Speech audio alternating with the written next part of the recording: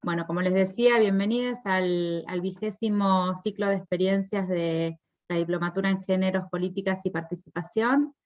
Ya vamos por la 8ª edición, y todos los años, de diferentes maneras, hay 1 o 2 momentos en el año, 2 o 4 momentos en el año en el que abrimos el aula. Es un momento en donde invitamos a todas las personas que quieran participar. Cuando era presencial lo hacíamos en el aula 3027, y ahora lo estamos haciendo por este espacio virtual. Para quienes quieran participar, pueden hacerlo de esto que llamamos ciclo de experiencias. Esto tiene que ver con, digamos, en ligación directa con las pedagogías feministas y populares, aprender de quienes también hacen y luchan para que este mundo sea un poquito más justo, ¿no? Un poquito más libre y un poquito más vivible para todos. Este año decidimos jerarquizar 2 cuestiones que vienen presentándose de diferentes modos en la diplomatura o en las diplomaturas desde el 2020, y ahora también se insinúa en el 2021, que fue, el martes pasado tuvimos un ciclo de experiencias sobre agroecología y feminismos, y hoy nos juntamos para compartir experiencias sobre familias en plural, ¿no? No hay una sola forma de tener y de ser familia, y las familias tienen un peso gravitatorio en lo que las personas sienten, dicen, ven, hacen, ¿no? Entonces hoy nos juntamos para pensar y para conocer experiencias de otras formas de familia que no son las familias heteronormadas, reducidas y con cabeza masculina, ¿sí? Entonces vamos a pensar otras formas de ser, de tener y de hacer familia. Para eso invitamos a 3 compañeros que van a hablar en el siguiente orden, que ahora les voy a comentar. Nos van a compartir su experiencia, y luego vamos a tener una instancia de consultas, de comentarios, de debate, que generalmente es cuando se pone más interesante la cosa, más picante, ¿no? más dialogada.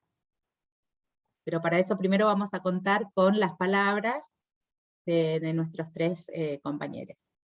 Va a empezar Natividad Obeso. Nati es de AMUNRA.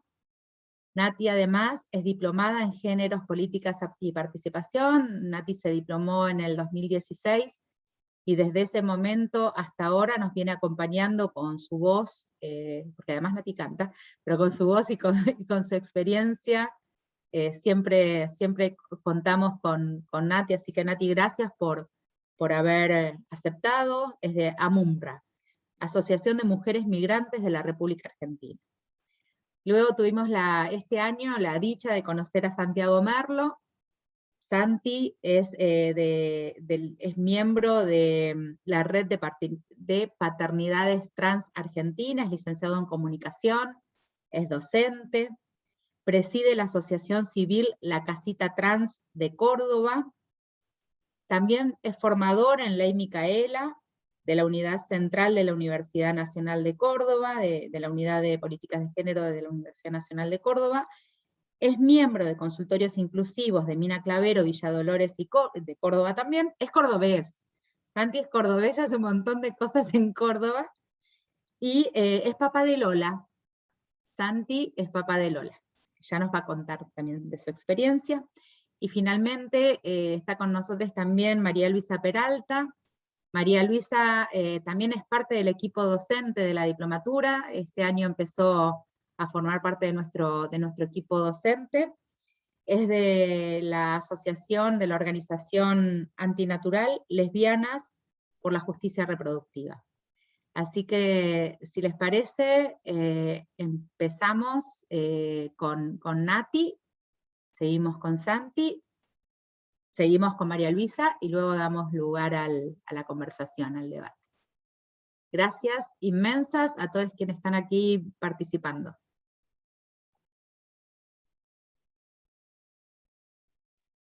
Bueno, muy buenas tardes a todas y todos. Es para mí un honor y un placer participar en este Zoom de la diplomatura. Agradecer infinitamente a vos, Marisa, por tu invitación. Gracias por lo que sos, por ser una docente con letra mayúscula, como dicen en mi pueblo. Esta diplomatura de género, con un curso educativo de capacitación, actualización y perfeccionamiento en el área de género, impresionante, de un antes y un después, que abre mentes, fortalece tus emociones, desde un ambiente de igualdad e inclusión. Por eso estoy aquí. Permítame decirles que no es que yo eche flores a Marisa y equipo, sino que los reconocimientos se hacen en vida, porque los tiempos pasan y los recuerdos siempre quedan. Muchas gracias, Marisa, porque año a año pasan por estas aulas mujeres y diversidades que muchas terminamos también sintiéndonos en familia. Lo digo esto porque yo sentí eso en el 2016, cuando hice la diplomatura. Compañeras que se interesaban en saber de las migrantes, que hasta ese momento era muy poco hablar de migrantes, y que con muchas de ellas seguimos comunicadas. Escuchar a una de ellas diciéndome: ¿cuándo venís por estos lares? Así te apapacho y te mimo un poco. Eso es grandioso. Eso es lo que hace esta diplomatura, porque eso es de familia también. Y desde lo plural la siento como mi familia. Vienen recuerdos inmemorables respecto a estas prácticas de afecto. Esto hace la multiculturalidad, que está marcada por diferencias en cuanto a nuestras creencias, lenguas, etnia, género, raza, nacionalidad, territorio. Ejemplo, yo soy de Cajabamba, por ejemplo. Soy del departamento de Cajamarca, de la provincia de Cajamarca, de la Sierra Norte del Perú, ¿no? Entonces, yo soy muy distinta a otras hermanas que son de la costa, que son de la sierra. Y eso es lo que somos las migrantes, que venimos de diferentes culturas y traemos diversas costumbres. Ustedes saben que para las migrantes es muy doloroso dejar nuestros países de origen, dejar nuestras familias para salir en busca de un mejor destino, mejores oportunidades de educación, mejores oportunidades económicas, sociales, o quizá muchas de ellas en busca de libertad, por la familia tradicional de la que vienen, con un machismo presente en su día a día y un patriarcado enraizado en el Estado. Dejar las familias en el país de origen, muchas de ellas, y volver a tener otras familias en el país de destino. Muchas de ellas profesionales, con costumbres de familia donde te dicen: vos tenés que casarte, con tal, porque para eso has nacido, para tener un hombre que lo atiendas y te cuide.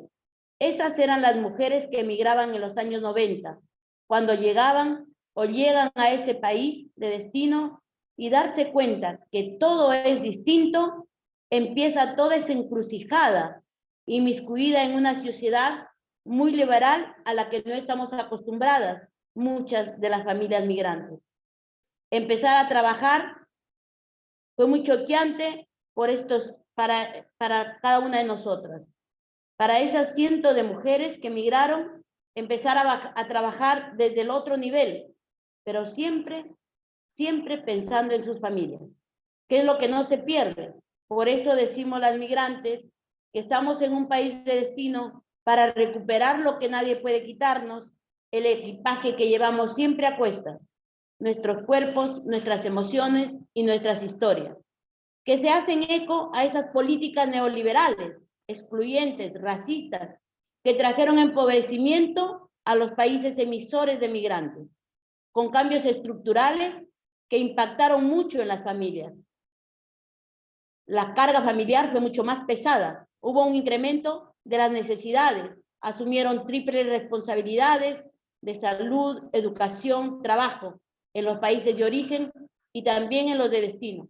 Muchas de ellas incluso sufrieron desgastes emocionales su salud mental se deterioró, sus derechos sexuales y reproductivos se modificaron. Para otras, las familias aumentó en el país de origen y también en el país de destino. Las familias de hoy ya no piensan en tener, por ejemplo, muchos hijos. Su vida reproductiva se ha postergado. Las familias de hoy han disminuido, solo quieren tener un hijo, y esto algunas te lo dicen claramente. No quiero tener hijos. Asimismo ha disminuido las labores caseras para muchas de ellas. Hay mucho más practicidad que para las familias tradicionales. Aún hoy todavía muchas no lo pueden aceptar. Se sorprenden cuando ven a sus hijos cambiar los pañales, a sus hijos o hacer las tareas de casa. Ver la distribución de tareas en muchas de las familias todavía les sorprende. En este mundo globalizado, vemos cómo las familias tradicionales sufren los cambios estructurales de una sociedad más liberal, dado que para ellas el único modelo de familia que existía era el de mamá, papá e hijos.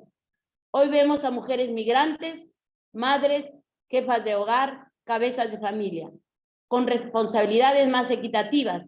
Entre los integrantes de la familia llevan adelante su trabajo económico con el trabajo diario de sus hogares, garantizando su autonomía e igualdad de oportunidades, tratando de salir adelante solas junto a sus hijos. Ya no quieren pasar más por esas tensiones de vida familiar difíciles que les costó muchas veces entre elegir soportar o tener fuerza suficiente para no seguir esas situaciones de violencia, que por eso salen en busca de ayuda junto a sus hijos.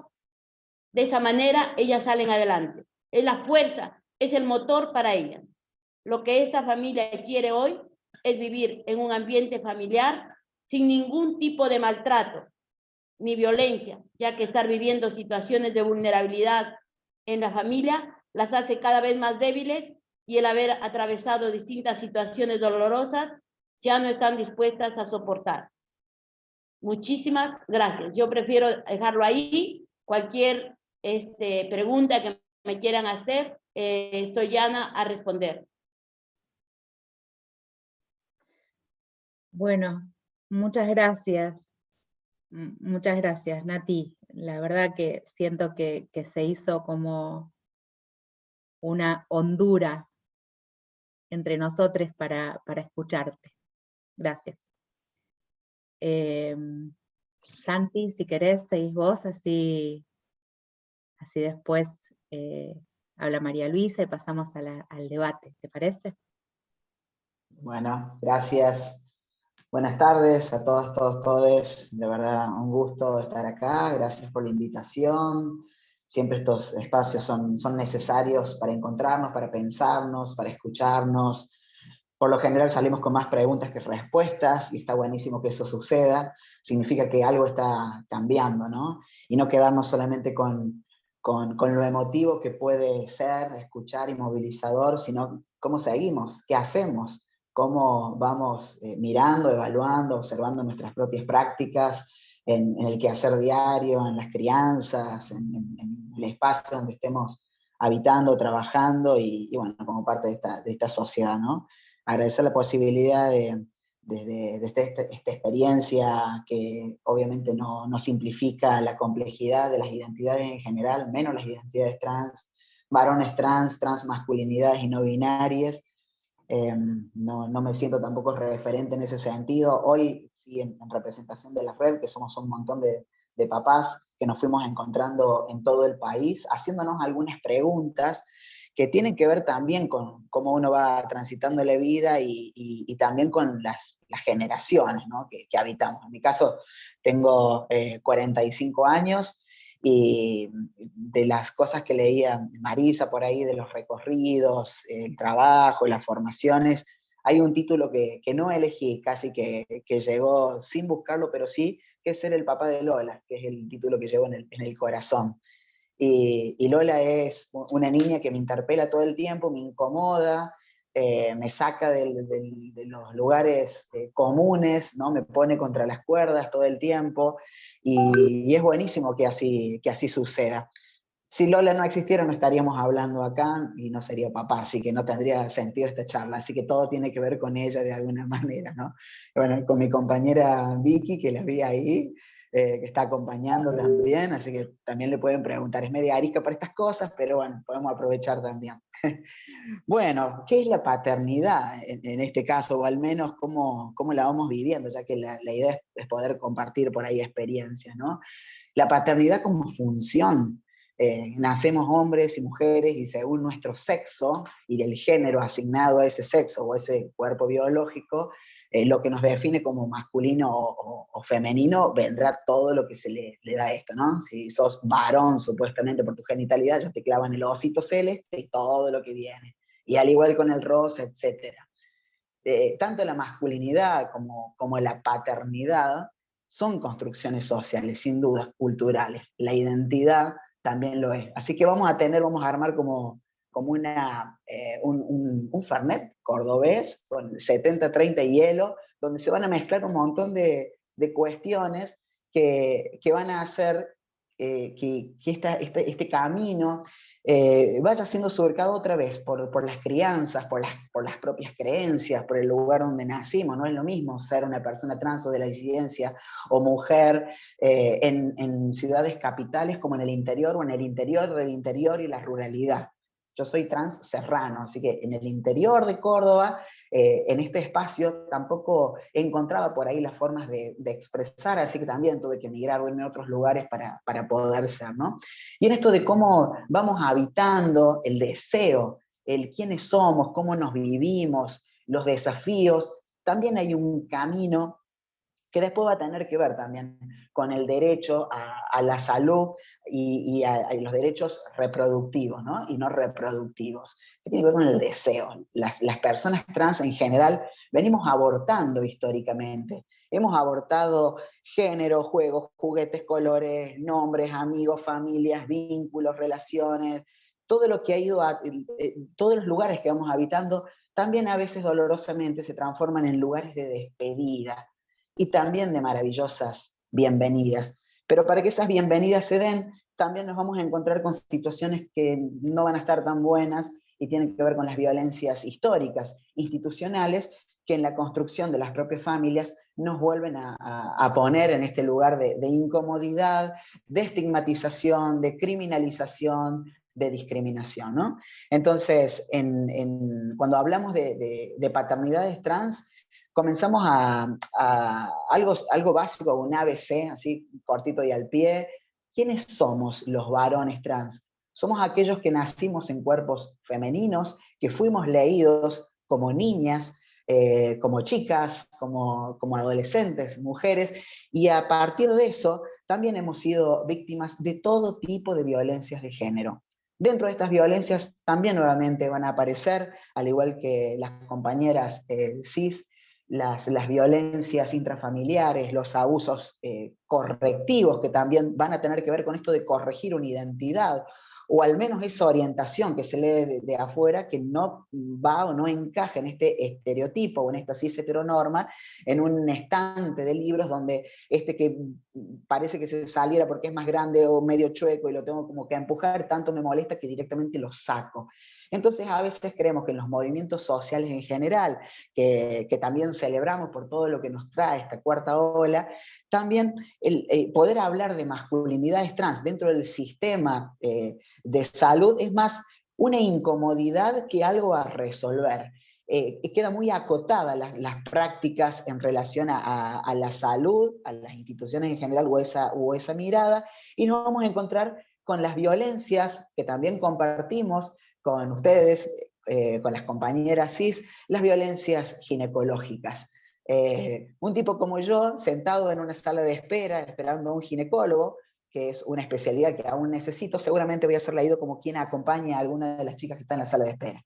O a veces cuando me llaman dejan abierta la puerta porque entienden que a alguien estoy acompañando, a alguien estoy esperando. Entonces, a veces se hace muy difícil porque eso no solamente va a llegar al momento en que ese profesional entre comillas, te llama, te convoca a la mesa de entrada para ingresar a un consultorio y hacer una práctica, sino que a partir de la modificación, en mi caso ya la rectificación de todos mis datos registrales, y al ser evaluado o dentro del sistema, del software, de la carga de datos, este varón no va a poder recibir atenciones dentro de lo que serían las prácticas adjudicadas a mujeres, como un varón va a ir a un ginecólogo. Y ahí empiezan un montón de preguntas que van a atravesar todos aquellos estudios o hacerte un control, ni hablar de situaciones que han sido tan expulsivas como el uso de una A, de una O,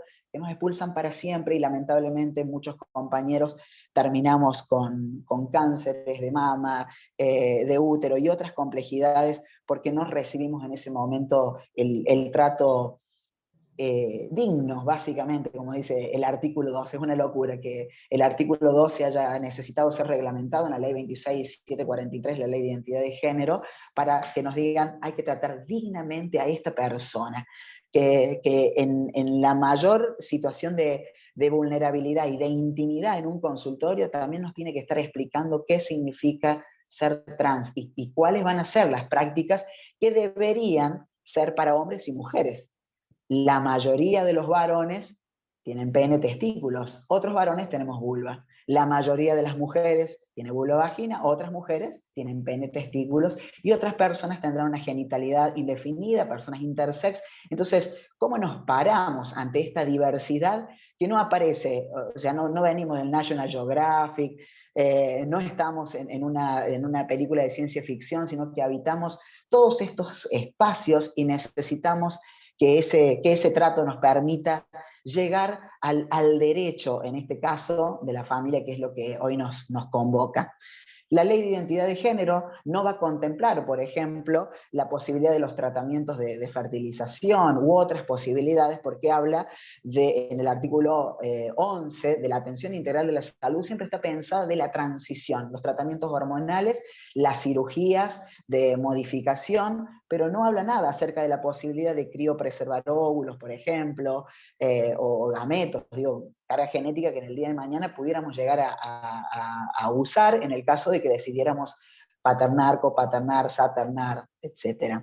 Y la ley de reproducción humanamente asistida va a hablar siempre de cajón, de parejas heterosis, y también va a hablar de la orientación sexual, pero no está otra vez contemplada las identidades de género, ¿no? Dentro de este camino, y ya algunas de estas cosas que se van tocando con la experiencia, la primera vez que llegué a la obra social, cuando pedí las planillas para ver cómo con mi compañera podíamos acceder a un método de fertilización, lo primero que me dijeron, usa el DNI anterior, porque es mucho más fácil que le den la cobertura a un par de lesbianas que alguien que dice que es hombre, y de acuerdo a lo que debería darte a vos, no podemos hacer una ovodonación, no podemos hacer un método ropa, una criopreservación, etc.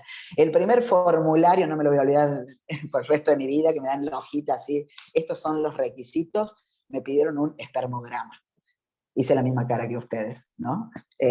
Fue bastante complicado y me costó mucho volver a hacer la segunda consulta. Las 3 clínicas de fertilización en Córdoba tuvieron hacia mí la misma respuesta. Dije, no quiero saber nunca más nada de esto. Y recordando desde que era chiquitito, que yo era el Susanito, porque siempre me vi papá. Quizá porque tenía como muy, muy cercana también la figura de mi viejo, que fue el primer feminista y siempre hubo mucha amorosidad en eso. Y bueno, yo quería ser como mi viejo, además, más allá de mi identidad. Voy hablando y también recordando, pero rápidamente para no aturdirles y aburrirles, las experiencias de paternidad pueden ser tantas, varones trans que están gestando, que han gestado, que han parido, que están dando la teta. Los varones trans y no binarios también damos la teta en esta semana de la lactancia, tenerlo presente, porque cuando hablamos por ahí de personas con capacidad de gestar, no le ponemos nombre a todas las cosas. Y el hecho de no nombrarlas hace que sean invisibles y no podamos pensar en políticas públicas específicas para este abordaje necesario que garantice nuestra salud integral trans, ¿no? No solamente vamos a tener la complejidad de la inversión incluso de ponerle el cuerpo a una identidad y a todo lo que se asocia a eso, sino a las violencias ginecológicas, las violencias obstétricas, lo que te corresponde, si ya te hiciste alguna cirugía de masculinización y no podés dar la teta, entonces ese bebé no se va a alimentar. Bueno, hay un montón de cuestiones y de cargas y de sobrecargas que hace que sea muy difícil. Ni hablar que otra vez lo administrativo, una cosa es el deseo y otra cosa es que lo administrativo y lo legal te lo permita. Y aún hoy estamos plagados de grises y de imposibilidades. Así que las cosas las vamos resolviendo artesanalmente, porque alguien lo pudo hacer de tal o cual manera, o, che, ¿quién te atendió a vos? ¿Podés hablar? No, decirle que vas de parte mía. Entonces empezamos a armar esta red para acompañarnos. Y así como nos hemos acompañado y nos seguimos acompañando para crear estas familias y paternar, también nos acompañamos, en el caso que lo deseemos, interrumpir nuestros embarazos, ¿no?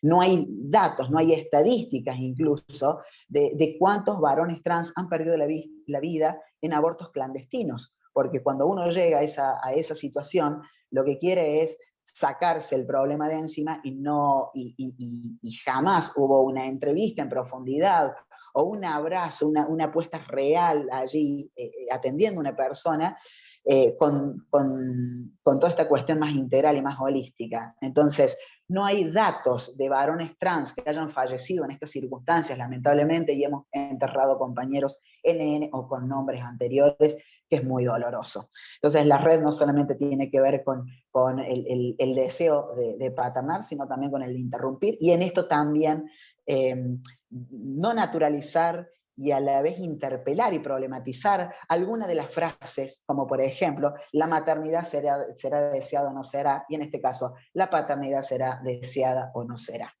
Algunas de otras situaciones que podemos vivir es que algunos de los papás que han gestado al momento de dar a luz, se van a encontrar con que el sistema vuelve a impedirles, por ejemplo, hacer los trámites para generar la asignación universal por hijo, entrar al programa de los 100 días o a cualquier otro que acompañe en el embarazo, porque nos vamos a volver a encontrar con esta cuestión de la identidad y lo que se supone que debería ser más una lectura de ese cuerpo biológico y hasta de la invisibilización de la identidad de ese bebé que llega al mundo. Algunos papás dieron a luz como madres y están asentados así en sus partidas de nacimiento, o femeninos como mamás, hicieron sus transiciones y hoy son varones trans y deben rectificar aquella primera partida de nacimiento, lo cual se está haciendo muy dificultoso porque la ley de registros civiles dice otra cosa.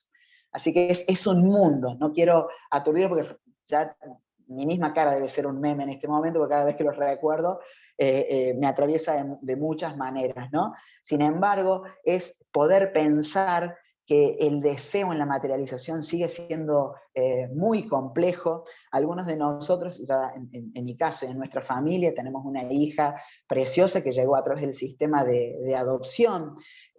Otros papás que están ahí como en estos grises de estoy criando, pero legalmente no soy, entonces qué responsabilidad o mis temores el día de mañana, si me separo, etcétera, y eso también va a volver a trasladarse a todo aquello que son los formularios para acceder, por ejemplo, a un método de fertilización asistida. Supongamos que nuestras compañeras sí sea una persona gestante y necesitemos acceder a un banco de esperma, los datos jamás están registrando hasta el día de hoy a los varones trans, ¿no? Entonces, cuando vayamos a inscribir a ese hijo, hija deseada, buscada, amada, esperada, vuelve a aparecer esta mamá y nosotros, aunque tengamos esta voluntad procreacional y el proyecto por años, tendremos que adoptar a nuestros hijos, hijas.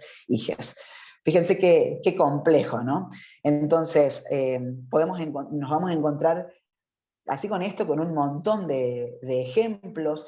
En este momento hay 2 papás que dieron a luz hace muy poquito y les dijeron hasta que no tengas el DNI de tu bebé, que pueden pasar 2 meses al menos, no podemos cubrir la asignación universal por hijo. Y hasta que vos no tengas el DNI, tampoco podemos, el DNI rectificado, no podemos llamarte como decís que te llamas. Entonces, en un país de leyes que sin duda han ampliado derechos y que las celebramos profundamente, volvemos a caer en sistemas de software, en sistemas administrativos, en prácticas que nos siguen vulnerando y nos siguen dejando absolutamente por fuera de todo el sistema, ¿no? Existen otras paternidades posibles, otras familias posibles, otras identidades en el rol que asumimos dentro de estas posibilidades de familia, y también hay que preguntarnos cómo construimos familias si no es en comunidad, ¿no? ¿Quiénes nos acompañan?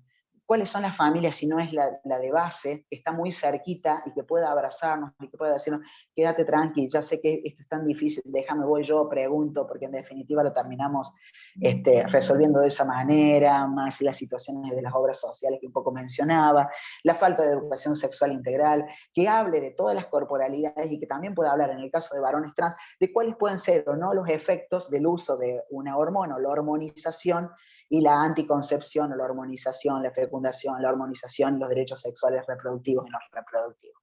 Para finalizar, Lola llegó a nuestra familia hace 4 años, su mamá es santiagueña, Lola es salteña, yo soy cordobés, así que también venimos de distintas latitudes. Lola tiene una discapacidad, en realidad una discapacidad múltiple, parálisis cerebral infantil, y cuando nos encontramos con Lola me hice muchas preguntas, si iba a poder, me morí de miedo, pensé que no iba a estar a la altura de las circunstancias, y fuimos creando vínculos casi sin ponernos este lugar, ¿no? De mamá, papá, hija, como también esto de corrernos de cómo leemos la familia, perro, gato, ¿no? Etcétera. Y durante mucho tiempo, Lola, que tiene un vocabulario en nuestros términos acotado, pero un lenguaje riquísimo, tenía unas 7 palabras, entonces empezó a nombrarme y a reconocerme como parte de su familia, diciéndome tonto primero, ¿no? Tenías razón, la piba, porque yo por ahí como me daba miedo a veces llevarla cuando no podía entenderle al principio muchas de las cosas. Otro día me dijo puto, perdonando el término, pero en las expresiones de cómo también se enojaba conmigo y me ponía en esos lugares, o sea, hace esto, hace lo otro, y ya empezaba como a darnos órdenes, como nos dan órdenes los chicos, las chicas, y nos hacen dar cuenta cuando hay algo que no les gusta, con lo que estén en desacuerdo. De 7 palabras ya llevaba 2 que me había dedicado, y la última, que fue el verano del año pasado, en 2020, antes de esta ciencia ficción de la pandemia.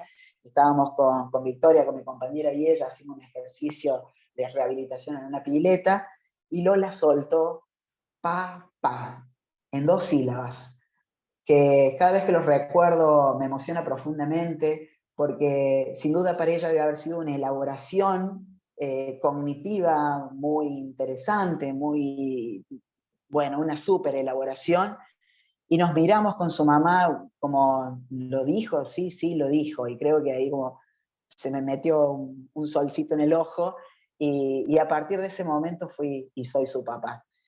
Uno no es padre hasta que no es nombrado por sus hijos, al menos así lo vivo, así lo entiendo, y para terminar, poder pensar en aquellas personas que queremos maternar, paternar, saternar, sin importar nuestro sexo, nuestra orientación, porque a Lola no le importa si yo soy trans, si soy cis, qué hago, a ella le importa que yo esté presente, que juegue, que le dé la leche, que nada, disfrutar, ¿no es cierto? Entonces, ahí también me hizo salir de mi ombligo, cuando hasta ahora pensaba que ser trans era lo peor del mundo y me quiero cortar las venas con la tramontina, porque toda esta sociedad.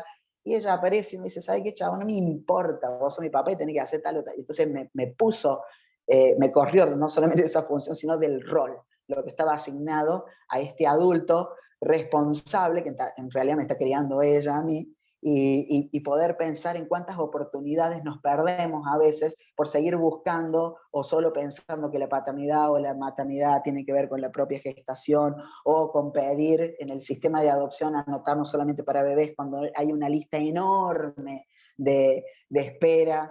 En el sistema de adopción, quienes desean hacerlo tienen que inscribirse en el registro de adopción de su provincia, donde van a ser evaluados por un equipo de profesionales, o puedan ingresar a la página de Justicia de la Nación, ir a la solapa, buscamos familia, y ahí van a encontrar cientos de convocatorias públicas. Desde ahí llegó la Lola, con una convocatoria pública de niñas, adolescentes de todo el país, que son los grupos más vulnerables, los chicos de segunda infancia a partir de los 6 años, adolescentes, grupos de hermanos, niños con diversidad funcional o discapacidad. Y la última salvedad es que adultos, adultas, no tenemos derechos a ser padres. Son los niños, las niñas, los que tienen derecho a tener una familia. Y en eso estamos. Muchas gracias. Bueno, muchas gracias, Santi. Qué lindo eso que decías de se me metió un solcito en el ojo. Gracias.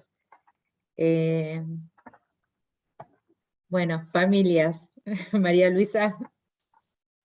Bueno, María Luisa buenas Peraza. tardes. Buenas tardes a todas, a todos, a todes. Muchas gracias, Marisa, y el resto del equipo por la invitación. A mí me gusta mucho y quiero agradecer mucho que hayan dedicado esta jornada a hablar de familias en plural, porque realmente es un tema que está como súper dejado de lado en la discusión de muchos de nuestros movimientos. Parece que, sobre todo, en el feminismo la cuestión fuera aborto, como mucho anticoncepción, como mucho un poco de ESI, y en el movimiento LGTB también fuera matrimonio, y como mucho un poco de ESI, y ahí terminó todo.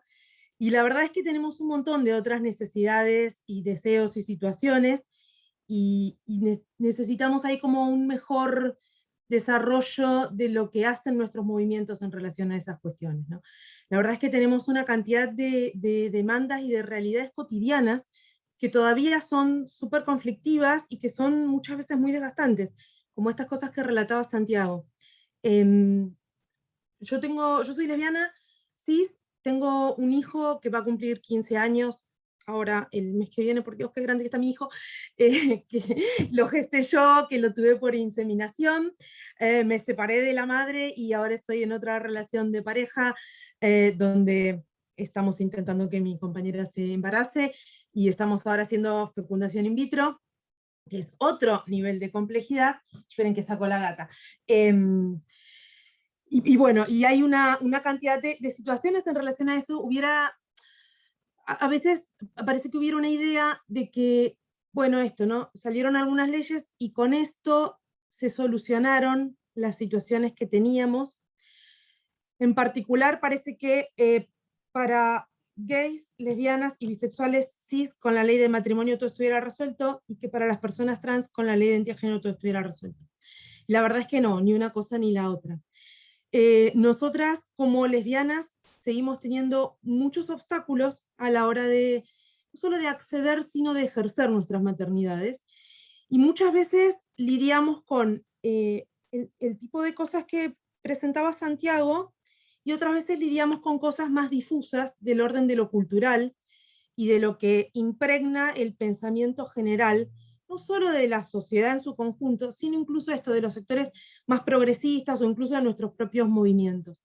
Hay una idea de que, bueno, si una pareja de lesbianas tienen hijas, hijos, hijes, las piensan básicamente como si fuera una pareja heterosexual, y entonces siempre aparece una pregunta en relación a que una fuera a ser la madre real y la otra no tan la madre. A veces directamente te ponen en el lugar del padre, pero muchas veces, si no llegan a una cosa así tan abierta, hay algo ahí de que una no fuera realmente tan la madre. Atrás de eso hay unos supuestos que son súper biologicistas, y entonces, si hubo un embarazo, la que gestó va a ser considerada como la madre, la real y verdadera madre, y la otra, bueno, no tanto. Y de hecho, siempre aparece esta concepción de que la que gestó es la madre, y la que no gestó es la otra madre. Siempre es la otra. El lugar de la otredad está depositado en quien no tiene un vínculo biogenético con sus hijos. Y eso es importante, porque estos pensamientos de tipo naturalistas, biologicistas, son lo que atraviesan una cantidad de situaciones que tenemos en común las personas LGTB, cis y trans, a la hora de pensar las maternidades y paternidades, porque es donde aparece esto más allá de los textos de la ley, ¿no? Entonces nosotros lidiamos mucho con eso, con esta idea de que madre hay una sola, olvídenlo. O sea, y eso es súper instalado, aparece permanentemente como un contenido cultural. Madre hay una sola, contra eso es contra lo que vamos. Imagínense, porque incluso en los relatos de adopción, ¿no? Donde hubo una madre que por el motivo que fuere decidió o no pudo criar a ese hijo, y luego hay una madre adoptiva, lo que aparece ahí es justamente esta cuestión de unas madres que son consecutivas, entonces hay una y luego otra, y muchas veces cuando se habla de las historias de adopción, se habla de quien gestó como la verdadera madre, incluso si esa mujer estuvo apenas unas horas o unos días con ese niño, y luego esa persona pasó el resto de su vida con su madre que le adoptó, pero aparece esta idea de que la verdad estaría en la naturaleza, ¿no? Y entonces le resulta muy difícil a la mayoría de las personas pensar que pueda haber más de una madre en simultáneo, plenamente madres. O sea, las comaternidades lésbicas realmente son muy difíciles de pensar para mucha gente. Y ahí a veces lidiamos con cuestiones legales, pero lidiamos sobre todo con cuestiones sociales. Esta pregunta, ¿no? La forma en que te tratan, a quién se le preguntan las cosas sobre las niñas, vas a la consulta pediátrica, entonces la médica o el médico le pregunta a la madre gestante cosas que no le pregunta a la madre no gestante, porque está presuponiendo que una es la madre y la otra es medio como un padre. Y los padres, lo siento, pero estadísticamente la gran mayoría viene teniendo una performance un poco flojita en el ejercicio de algunas cuestiones de cuidado. Entonces, bueno, nada, eso viene cambiando, pero digamos que globalmente lo que ha venido siendo hasta ahora la regla es que los padres se desentienden mucho de las cuestiones de cuidado, incluso de las cuestiones médicas, y entonces, bueno, hay ahí como una interrelación distinta, y además hay también ahí un presupuesto social de a quién le caben las tareas de cuidado, ¿no? Entonces, y estas cosas muchas veces se vuelcan sobre nuestras familias. Cuando nuestras familias pretenden plantarse desde un lugar distinto, digamos, en nuestras familias la distribución interna de las tareas no está ligada ni al sexo ni al género, sino más bien al gusto, a las preferencias, los tiempos o las edades, ¿no? Digo, no hay algo ahí donde las niñas tienen que hacer unas cosas y los niños tienen que hacer otras, sino bueno, quien tiene suficiente edad puede hacer tal cosa, y quien es demasiado pequeño, y quien limpia, quien puede, quien quiere, quien tiene el tiempo, se rota, lo que sea, lo mismo con cocinar, lo mismo con ganar el dinero y todo lo demás. Pero más allá de que nosotras tengamos como estas dinámicas internas, permanentemente confrontamos con estos presupuestos sociales que nos generan un inmenso desgaste. Digamos, de entrada, si nos embarazamos, vamos a estar volviendo a un lugar donde se nos presuponga la heterosexualidad. Si estamos solas y estamos en la vía pública, embarazadas, o con un bebé, o con una niña pequeña, la gente por algún motivo considera que tiene plena habilitación para hacerle a las mujeres todo tipo de preguntas y comentarios intromisionantes, y entonces te van a decir cosas tales como, por ejemplo, ustedes me ven así, más bien clarita, mi hijito también, la otra madre, no, una morocha del conurbano. La cantidad de veces que le han dicho, a tu marido debe ser muy rubio. O sea, un nivel de cosa que se entromete, irrespetuosa. Nadie sabe cuál es la historia que está atrás. Digamos. Atrás puede haber una historia donde efectivamente haya una relación heterosexual, con un tipo de color que fuere, pero puede haber una historia lésbica, pero puede haber también una historia medio tremenda. Podría ser alguien que fuera heterosexual, que haya concebido a ese chico con un hombre, y que ese hombre, por ejemplo, haya muerto, o que haya habido una violación, ¿no? Digo, atrás de lo que se ve, puede haber historias más o menos livianas y felices, puede haber historias bastante dolorosas también. Entonces hay una forma de trato irrespetuoso que nos pone a muchas personas en lugares complicados, y a veces se sobrecargan capa sobre capa, ¿no? Entonces, acá en esto que digo, aparece además este presupuesto de heterosexualidad, estos comentarios donde tenemos que estar explicando cosas, donde aparecen comentarios racistas también mezclados, ¿no? Mucha cosa entrecruzada ahí, y mucho esta idea de que una va a ser la madre y la otra no, mucha cuestión tutelar. La verdad es que desde que yo me embaracé hasta ahora, hemos logrado cambios muy grandes, porque hemos trabajado mucho para lograr esos cambios, en lo legal y también en lo social, pero nos falta un montón. Cuando yo me embaracé no teníamos, no solo no había ley de matrimonio, no había ley de fertilización, y no teníamos la posibilidad tampoco de inscribir a nuestras hijas con dos madres. Eso generaba una cantidad de problemas gigantescos, porque en términos legales los chicos tenían una sola madre para todo.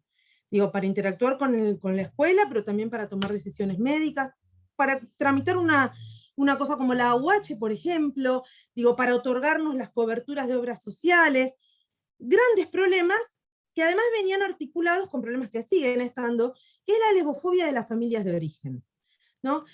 Entonces muchas veces había también ahí una cosa de meterse de parte de las familias de origen, de las madres gestantes, como si tuvieran un derecho esos chicos que las madres no gestantes no tuvieran, en situaciones que han sido bastante complicadas también en esos casos. Logramos ahora sí poder inscribir a los chicos con 2 madres, pero no en todas las situaciones, digamos. El Código Civil nos trajo una cantidad de adelantos. El reconocimiento de la voluntad procreacional, yo quiero remarcar esto, es histórico, es un hito, es pionero, no solo en el país, digamos, en la región y en el mundo. En muchos países que pretenden que nos van a explicar cosas de derecho y que pretenden que están muy avanzados, como países europeos o Estados Unidos, estas cosas no pasan. En Estados Unidos no tienen garantizada la posibilidad de registrar niños con 2 madres en todos los estados, y en países como España, si no se casaron, tampoco pueden 2 lesbianas anotar un chico con 2 madres. Nosotros sí, porque peleamos mucho para eso, porque lo primero que nos decían era que nos casáramos, o que las madres no gestantes adoptaran nuestros hijos. Nosotras ahí dijimos mucho, estos hijos ya son hijos nuestros, no tenemos por qué estar en un lugar distinto al que están las parejas heterosexuales. En este país la gente heterosexual no está obligada a casarse para registrar un chico a nombre de 2 personas, porque nosotras tendríamos que arrancar más atrás y volver a estar antes de la equiparación de hijes matrimoniales y extramatrimoniales. ¿Y por qué tendríamos que adoptar a chicos que como hijos ya han sido concebidos por nosotras? Biológicamente, sí, es lo de siempre, un óvulo, un espermatozoide, pero como proyecto de vida, como compromiso, como deseo de maternar, ya los concebimos entre nosotras. ¿Por qué tendríamos que adoptar? Entonces esto que aparece como soluciones, en realidad son formas en las que aparecen no tan legitimados nuestros deseos y nuestros derechos a reproducirnos. Yo estoy en esta organización que se llama Antinatural, porque realmente nos interesa mucho confrontar estos supuestos naturalistas, y que se llama Lesbianas por la Justicia Reproductiva, porque acá de lo que se trata es de trascender la retórica que ha tenido mucha de la pelea por el aborto, sobre todo desde países occidentales liberales, en torno al derecho a decidir. No se agota todo con el derecho a decidir, porque lo que necesitamos mostrar es que algunos colectivos hemos estado sujetos a historias de opresión reproductiva. No se nos ha permitido acceder, disponer de nuestra autonomía corporal y poder acceder a reproducirnos igual que las personas cis heterosexuales, blancas, no discapacitadas.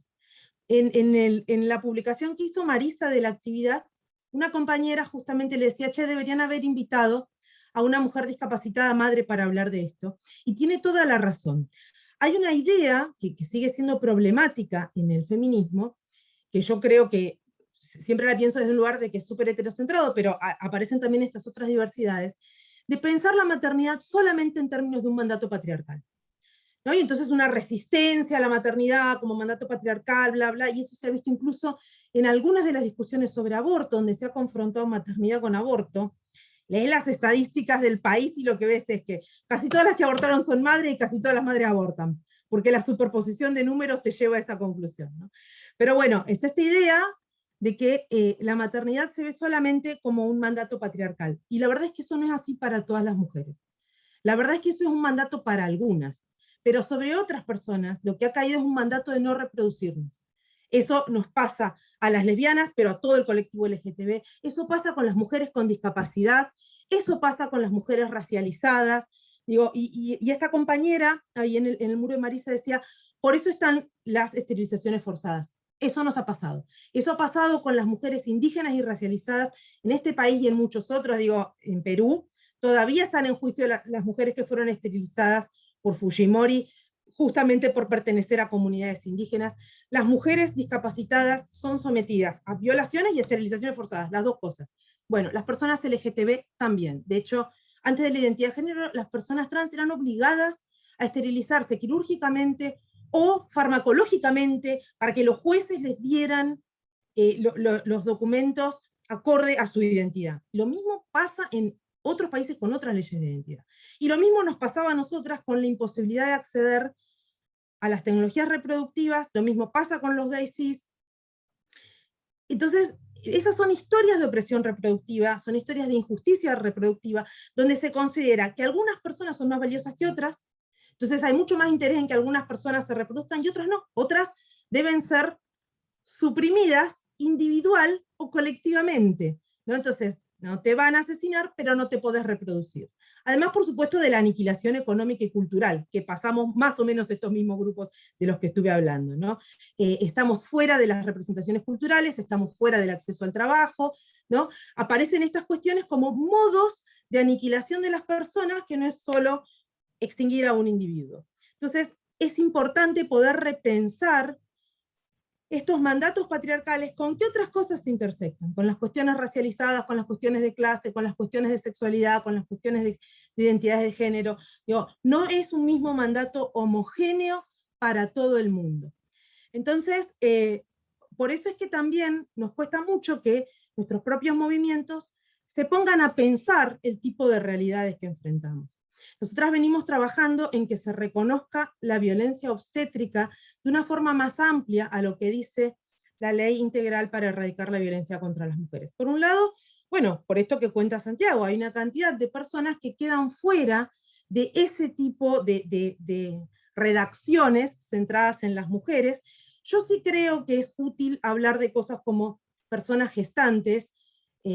Preferiría una ley de aborto que no hablara de mujeres, sino directamente de personas gestantes, porque creo que si no, multiplicamos hasta el infinito y siempre vamos a dejar a alguien afuera. Entonces creo que centrarse en los procesos que están sucediendo es como, bueno, es el proceso, quien lo está haciendo, lo está haciendo. Pero además de eso, porque la ley de erradicación de la violencia contra las mujeres, cuando habla de violencia obstétrica, se refiere a malos tratos, sobre patologización, sobre medicalización, etcétera, en el embarazo, parto, puerperio o aborto, pero no antes. Y la verdad es que eso en parte viene también de que el feminismo ha tenido una tradición, al menos en un sector, de mucha resistencia frente a las tecnologías en general y a las biotecnologías en particular.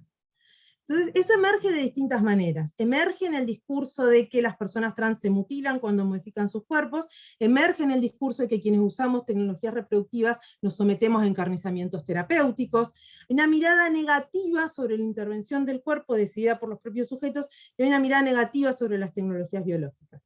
Entonces, bueno, no hubo ahí un trabajo fuerte sobre las tecnologías reproductivas. Entonces esa ley habla desde el embarazo. Nosotras queremos que se hable desde antes, porque de hecho pasamos distintos tipos de violencia obstétrica durante la interacción con la industria de la fertilización, digamos. La verdad es que las situaciones no son idénticas a las que nos pasan en los consultorios ginecológicos. Nosotras tendemos a tener problemas también, no exactamente los mismos que contaba Santiago, pero sí otra onda. Entrás y la primera pregunta es, ¿cómo te cuidas? ¿Cómo me cuido para qué? ¿Cómo me cuido de las infecciones de transmisión sexual? No, la pregunta es, ¿cómo te cuidas para no embarazarte? Asumiendo que estás teniendo sexo heterosexual. Entonces, eso es expulsivo, es tan expulsivo como los formularios donde no te registran el nombre. Esta presunción de heterosexualidad y que no haya espacio para hablar de tu sexualidad real y de cuáles podrían ser tus riesgos de salud reales y tus intereses reales, es expulsivo. La verdad es que en las clínicas de fertilidad los problemas son un poco otros, porque hay mucho dinero en el medio también. Y la verdad es que las lesbianas somos un sector de clientes importante. O sea, lo voy a decir así, como muy crudamente. Digo, hay muchos prejuicios que se caen con el dinero, lo sabemos. Acá somos un sector importante del mercado. A veces incluso hay médicos que te dicen que somos clientas más fáciles, porque bueno, claro, muchas veces las personas heterosexuales cis llegan con una historia súper dolorosa a la fertilización asistida, ¿no? Y nosotras muchas veces llegamos sin desgastes previos. O sea, vamos directamente ahí porque no nos vamos a embarazar teniendo sexo, entonces, y muchas veces además no hay temas de infertilidad. A veces sí, pero muchas veces no. Entonces, muchas veces los embarazos son más rápidos, les convienen también a ellos. Entonces, no tenemos el mismo tipo de cosa expulsiva que tenemos en los consultorios ginecológicos, pero sí tenemos formas de violencia obstétrica. Por ejemplo, una que es un clásico, es esta idea muy desubjetivizante de que somos intercambiables. Entonces, se presenta una pareja de lesbianas donde una va a inseminarse, por ejemplo. Pasan N inseminaciones, 8, por poner un número, ¿no? 1, 2, 8. No quedó. ¿Qué te dicen? Bueno, podemos probar con vos. Somos figuritas intercambiables sin tener en cuenta que cada una es una persona con su historia, con una relación con su cuerpo, con unos deseos, ¿no? Y si es una pareja, además hay una dinámica interna en esa pareja, hay algo que se ha hablado, hay algo que se ha acordado, hay algo ahí, donde no es, bueno, agarro uno, cambio, no somos tubitos de ensayo, somos personas completas. Entonces, no todas tenemos deseo de embarazo, no todas tenemos deseo de embarazo de la otra, que es un deseo distinto, y que es algo también muy propio. Digo, ¿qué pasa en una relación de lesbianas cis donde las dos se pueden embarazar? Pasan cosas que no pasan en una relación de personas heterosexuales, donde los hombres cis, bueno, no se pueden embarazar. Podrían desearlo mucho, pero no pueden. Acá, ¿qué pasa cuando sí podemos? ¿Cuáles son las conversaciones en torno de eso? ¿Cuáles son las tensiones? ¿Nos da lo mismo tener un hijo embarazándonos nosotras que si se embaraza la otra? ¿Conectamos igual? ¿Las dos queremos embarazarnos? No. Si las dos sí, ¿quién lo hace primero? ¿Con qué criterio? ¿Por qué? A veces hay cuestiones de edad en el medio, ¿no? A veces hay cuestiones de carreras, económicas, lo que fuere, pero hay un montón de factores que entran en juego y que son como singulares ahí. A veces queremos cosas que no necesitamos médicamente, pero que necesitamos en otros planos. Por ejemplo, Santiago mencionaba el método ropa, no sé si todo el mundo sabe qué es recepción de ovocitos de la pareja.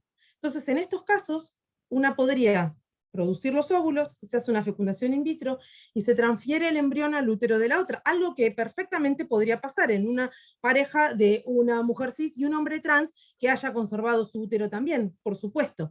Bueno, nosotras tampoco podemos acceder siempre a ese método cuando no hay una cuestión médica en el medio.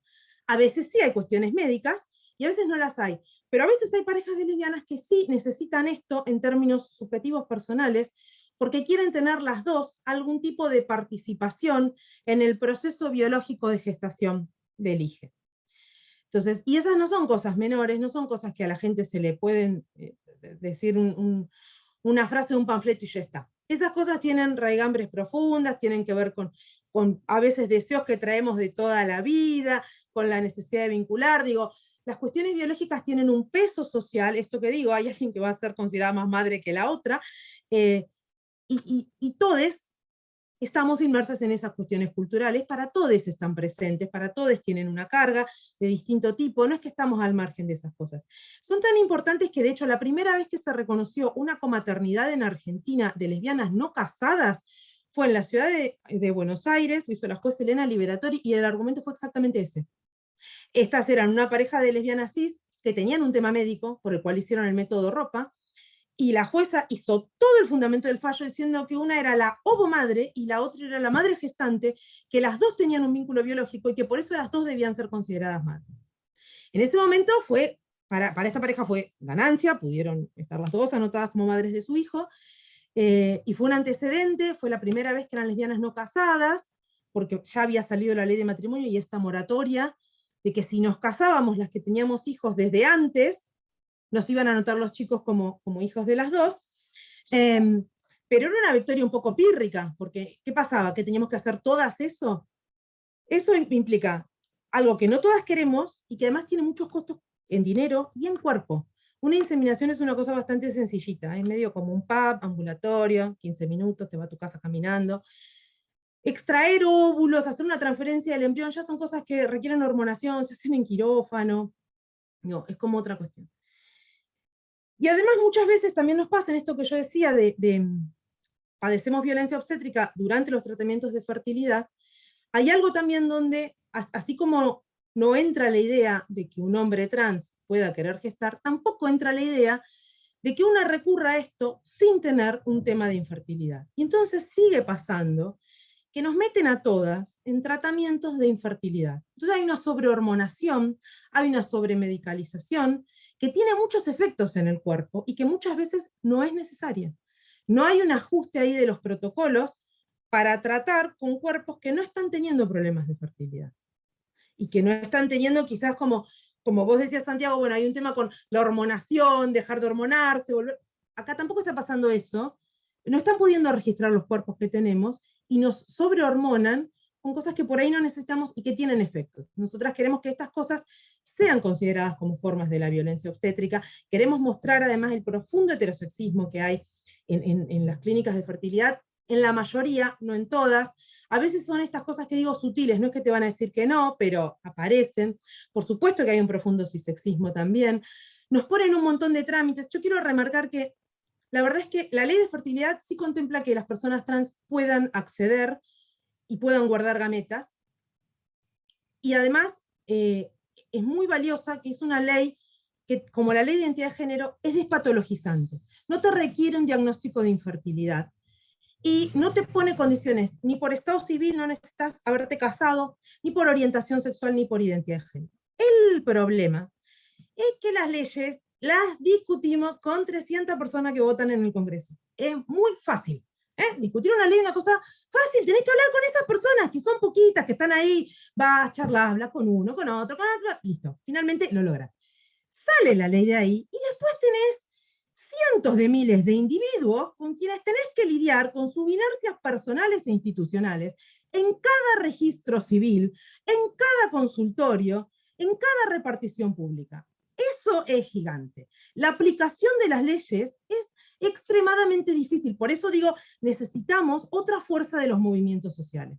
Porque las personas que tenemos que hacer esto individualmente, cuando además venimos con el desgaste económico de acceder a la fertilidad, con los desgastes sociales, con todo, y con la vida diaria, tenemos que hacer todo esto en soledad, es un montón. Y realmente es muy difícil. Digo, seguís viendo noticias, no sé, el año pasado era tapa de un diario de Córdoba que una pareja de lesbianas cis pudo anotar a su hija en Villa María. Entro a leer la noticia a ver qué situación particular había ahí. No, ninguna. Era como el caso típico, el más prototípico, de que estaban casadas, donante anónimo, lo habían hecho en consultorio. ¿Qué pasaba? Bueno, pasaba que tuvieron que igual discutir con el registro civil de Villa María, que nunca había anotado un caso de comaternidad. Imagínate cuando son los casos que están afuera. Por ejemplo, el Código Civil no contempla las situaciones de inseminaciones caseras o con donante conocido, o las multiparentalidades. Hay algunas situaciones de multiparentalidad que están reconocidas, es decir, cuando hay más de 2 adultos que son madres y padres de niñes. 2 casos que están judicializados, ¿no? El de Marta Dillon, que es de Capital, y otro de Provincia de Buenos Aires, que salieron en una ventana temporal entre que se votó el nuevo Código Civil y que entró en vigencia. Después hay otro caso más que la organización Avosex tramitó administrativamente, pero el Código Civil prohíbe eso. Así como están por fuera esto que digo, ¿no? Situaciones de inseminaciones con donante conocido, así como están por fuera situaciones donde otra vez se nota la diferencia entre las personas cis heterosexuales y nosotras. Si una mujer cis heterosexual está embarazada de alguien, un otro, no importa, con el cual no se ve, cogió una vez, quedó embarazada, ya está, y en el transcurso del embarazo se pone en pareja con otro tipo. Y todo va estupendamente, se llevan divino, él quiere ser el padre, ella quiere que él sea el padre, todo va bien. Entonces, nace la criatura, van al registro civil, le anotan como hija de ella y de él, y se van a su casa, con el trámite hecho en 20 minutos, sin que nadie les pida nada, sin ningún tipo de prueba genética, sin ningún tipo de documentación extra, sin nada. Si nosotras estamos en una situación semejante a, como el consentimiento informado en su momento, antes de la inseminación o de la transferencia del embrión, no estuvo firmado por las dos, no hay forma de sacar eso. Conozco esa situación de manera directa, por más que haya acuerdo de las partes, por más que, por supuesto, es lo que va mejor para el interés superior de la niña, etc., no se puede porque está esta traba institucional. Entonces sigue habiendo una cantidad de instancias en las cuales la reproducción de las personas cis heterosexuales, que se ve como natural, teniendo sexo y ya está, no tiene mayores trabas. De hecho, la gente puede no convivir, puede no tener una relación el resto de su vida, pueden haberse visto una noche y nunca más nada, pero van y anotan a la criatura y ya está. Ambos tienen derechos plenos y responsabilidades plenas. No es el caso nuestro, por más que llevemos declaraciones, firmemos cosas, aparecen un montón de trabas ahí que son importantes, que nos siguen complicando esto que digo, los ejercicios cotidianos de la maternidad. Sí, Marisa, acabo de ver tu mensaje, perdón. Marisa me está pidiendo que redondee. Quería decir algo más, muy sencillito para poder redondear, para unir un poco las cosas que veníamos diciendo. quiero remarcar que yo trabajo en una organización que hacemos activismo internacional, entonces lo veo en el plano nacional y lo veo también en otros países de la región.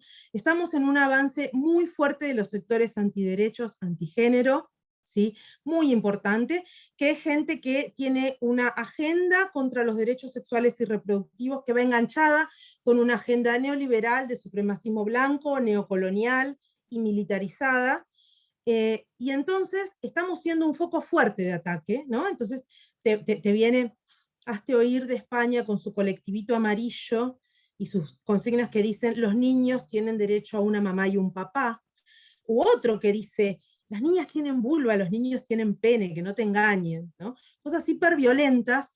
Estos sectores son muy fuertes, estos sectores tienen lugares institucionales, estos sectores están ganando instancias como diputados nacionales, como concejales, como en ministerios, en instancias internacionales también, y sobre todo, quiero decir, estos grupos religiosos y laicos pretenden que son quienes defienden a la familia, quienes defienden a las niñas y a la familia. Bueno, no. Ellos defienden a un modo de familia y avasallan los derechos de todas las niñas que, por ejemplo, tienen derecho a recibir educación sexual integral, independientemente de lo que piensen su madre y padre, porque no existen los derechos de los padres a educar a los hijos, sino los derechos de los niños a recibir una educación plena e igual. Entonces, remarcar que somos nosotros, las personas LGTB, pero también las personas con discapacidad, también las personas racializadas, quienes estamos defendiendo formas múltiples de familias, quienes estamos defendiendo una forma de hacer familias ampliadas, diversas, extendidas, con distintos lazos de ayuda mutua, con distintas configuraciones, con distintos modos de pensarnos. No son ellos quienes defienden a la familia, ellos defienden a una idea patriarcal, occidental y moderna, a un único modelo de familia. Somos nosotros quienes estamos defendiendo las familias de una manera amplia, de una manera que ponga el eje en el deseo de cuidado, en el deseo de criar, en el apoyo mutuo, y somos nosotros quienes estamos defendiendo los derechos de los niños. Eso quería cerrar, Marisa, y acá estoy. Perdón la extensión. Muchísimas gracias, María Luisa. Cuando hablamos con cada uno de los compañeros que están acá, con Nati, con Santiago y con María Luisa, lo que les pedimos es si nos ayudaban a abrir nuestras cabezas, ¿no? Si nos ayudaban un poco a descontracturar una idea que es muy fuerte de familia heterosexual, heteronormativa. Creo que nos quedamos con un montón de impresiones, de preguntas y de la vinculación entre esto, entre lo íntimo, lo personal, lo familiar y también lo político. Por un lado eso, y por otro lado también la centralidad que le dieron a las infancias y a las niñeces, ¿no? Que es otro tema de las agendas feministas y transfeministas que no siempre han sido tan valoradas, como decía María Luisa recién.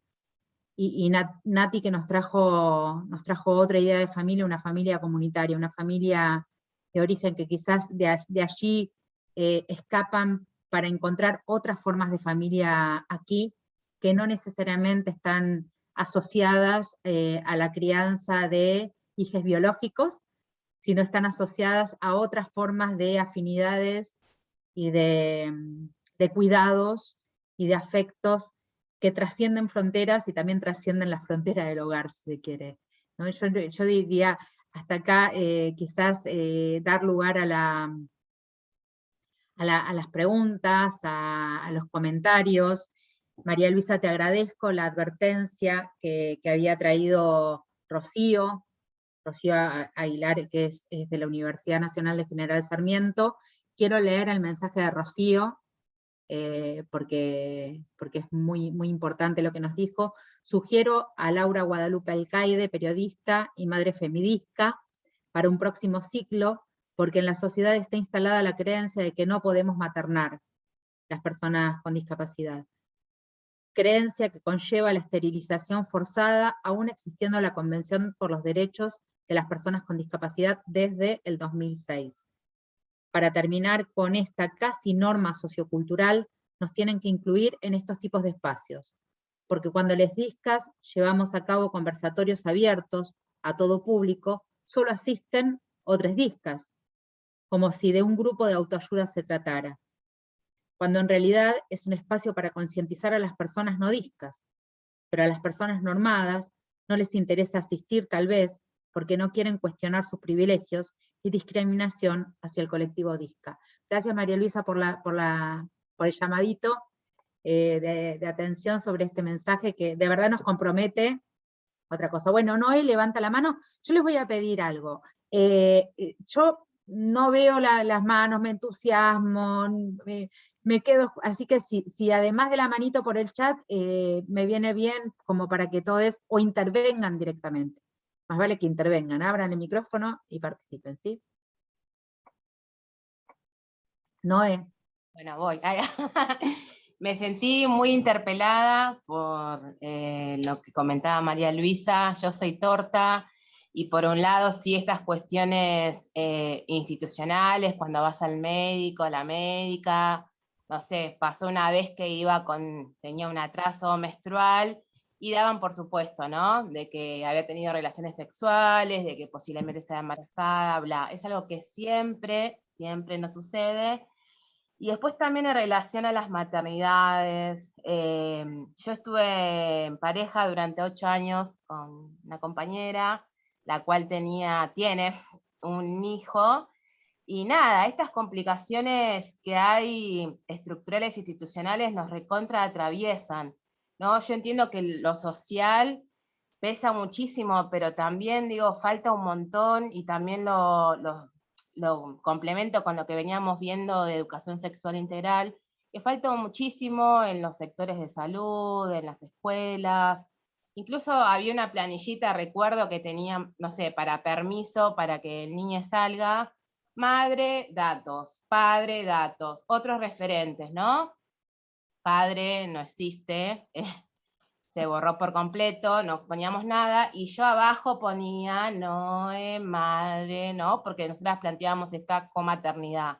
Pero era muy difícil que de las instituciones escolares, de salud, nos pongan desde ese lugar. Como vos decís, María, era Clau la madre, y yo era la otra, o la pareja digo, cuesta bastante, es un gran desafío, así que está bueno poder conocer las experiencias, que no solamente a una le atraviesa todo eso, sino que es algo, nada, que hay que ir rompiendo de a poquito, ¿no?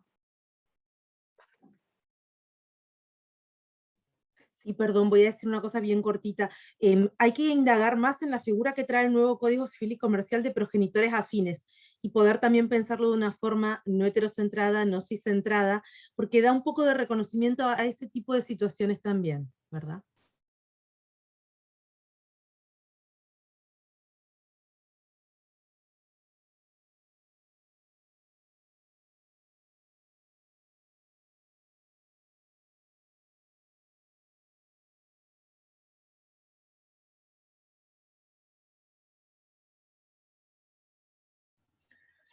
Comparto una reflexión también a partir del relato de María Luisa. Yo transité una gestación también, y coincido con esto que traías de, bueno, es un momento donde las personas se sienten plenamente habilitadas a hablarte a vos, a hablarte a tu panza, si está el niño afuera. Es un motivo de permanente intervención, las intervenciones generalizadamente desde un montón de estereotipos, lugares comunes. Nada, yo transité mi gestación desde un lugar muy heterosis. Sin embargo, las cosas que se reproducían me generaban mucha violencia, mucho rechazo, preguntándome, ¿es nene, nena? ¿Vos querés que sea un nene? ¿Querés que sea una nena? Como si fuese pack a elegir. Bueno, un montón de cosas que, digamos, no respondían ni a mí, ni a mi proyecto, ni a nada. Y sin embargo, siempre me quedó ahí como la pregunta, y lo comparto más a modo de reflexión, que no sé, siento que hay algo de potencial en ese transitar con las infancias, la vía pública, ¿no? Sea en la panza, sea afuera, caminando con un niño al lado. Digamos, yo como persona sola, caminando por la calle, no recibo interpelaciones de ningún tipo. De hecho, no sé, tengo como otra escena paralela de salir descompuesta de un colectivo y vomitar en pleno centro, mucha gente caminando, y que nadie se parara a reparar y a preguntarme cómo estaba, ¿no? Como la indiferencia absoluta, como esa marca tan neoliberal, tan individualista de nuestros tiempos, versus esto de transitar con niños, que yo entiendo, mi interpretación es que hay algo de la alegría de las infancias muchas veces que lleva a que la gente, no sé, tenga ganas de compartir algo con vos, y en eso se comparten un montón de lugares comunes, chotos, que ya conocemos. Nada, eso, como que mantengo la pregunta de, o sea, ¿qué hacer cuando transitamos por el mundo con las infancias, que suele ser un puente con otras personas, y en ese puente, un puente donde se reproducen un montón de lugares estereotipados, como para resignificar, para reinventar? Entiendo obviamente los distintos lugares de donde se transita y los niveles de violencia con que se viven, claramente son distintos, pero bueno, nada, me quedaba eso ahí dando vueltas. Hola, yo quiero hacer una pregunta. Primero que nada, saludo a todos. Me alegra, hola María Luisa, me alegra, hola Marisa también, y Santi. Me alegra mucho que se haya abierto el espacio y poder participar nuevamente de la Diplo. Respecto a una controversia o un punto de vista diferente que se generó entre María Luisa y Santiago. Celebro también el conocer historias migrantes, la verdad es que sí, amplía muchísimo. Y bueno, y hablaba María Luisa de pensar en funciones, y veo, o sea, muchas veces este debate de, bueno, si hablamos de cuerpos gestantes, si hablamos de no sé, lactancia, o sea, y si le agregamos la palabra materna o le agregamos la palabra paterna, o sea, en todo que parece como nada, como o sea, una lógica de, bueno, si es una función o si determina una identidad. Yo también, o sea, pienso en si también, más que la enunciación, si no sería, o sea, bueno, problematizar el hecho de que si estamos construyendo un vínculo filial, ¿sí? Y tenemos, o sea, y hablamos de derechos de los niños, o sea, que el tiempo que tenemos en nuestras licencias, más allá de si gestamos o no gestamos, de si somos padres o madres, de si lactamos o no lactamos, y etcétera, de demás de funcionalidades, no deberían ser los mismos, de manera que las responsabilidades pudieran ser compartidas, porque en realidad, o sea, yo no sé si o sea, entiendo a quien le pueda significar más, pero no sé si me importa tanto, o sea, la palabra gestante, la palabra lactancia materna, paterna, o con quién, o sea, y también con quién debato, o sea, el que enuncien todo el tiempo ese tipo de lactancia. Sí,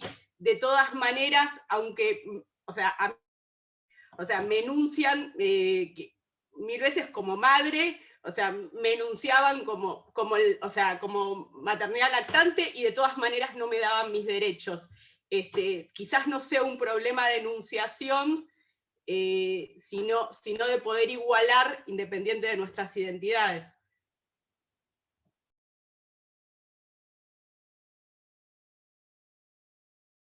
¿Puedo decir algo? Yo estoy totalmente de acuerdo con vos, Luciana.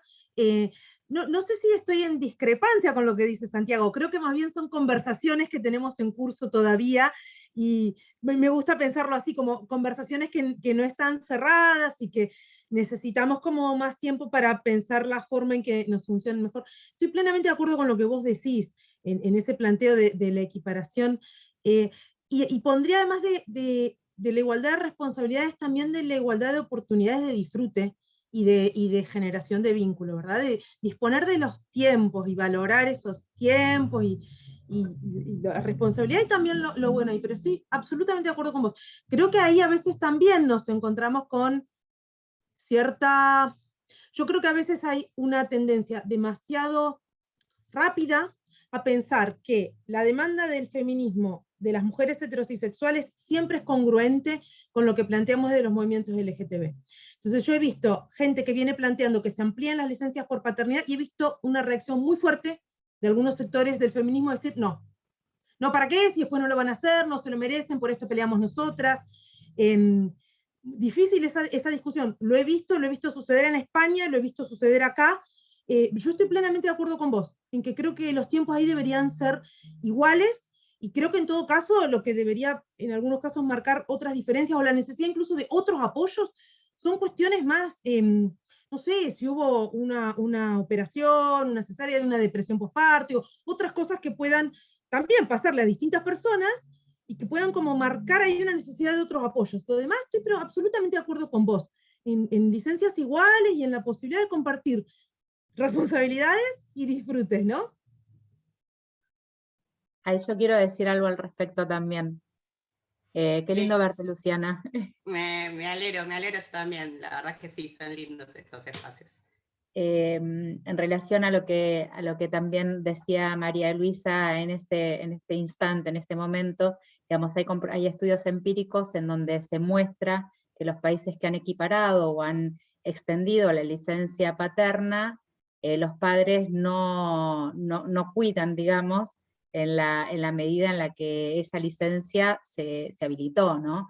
Incluso hasta con políticas públicas que estimulan la mayor participación de los padres cis, varones cis, heterosexuales, ¿no? En las tareas de cuidado, incluso cuidar a quien está cuidando, cuidar a quien en ese momento amamanta, o cuidar a quien transitó una operación, porque la cesárea es una operación, entonces ahí hay toda una discusión, pero en familias cis heterosexuales, modernas, reducidas con cabeza masculina, ¿no? Acá estamos hablando de otras formas de familia, que justamente lo que discuten es la heteronorma, la heteronorma blanca burguesa, digo. Acá Nati nos trajo otras familias que rebalsan la unidad doméstica, si se quiere, ¿no? Entonces, digo esto, que sí es una discusión, que por supuesto está, a mi entender, que por supuesto es una discusión del futuro, pero que tiene que estar acompañada también por otras problematizaciones de desigualdades estructurales que marca la heteronorma, y que son estructurales, son sistémicas. Un poco para, no sé, me metí en esta discusión porque es una discusión que me apasiona. No, sin duda, o sea, yo ahí pienso, Marisa, que tenés razón. Bueno, dale, después lo escucho, María Luisa.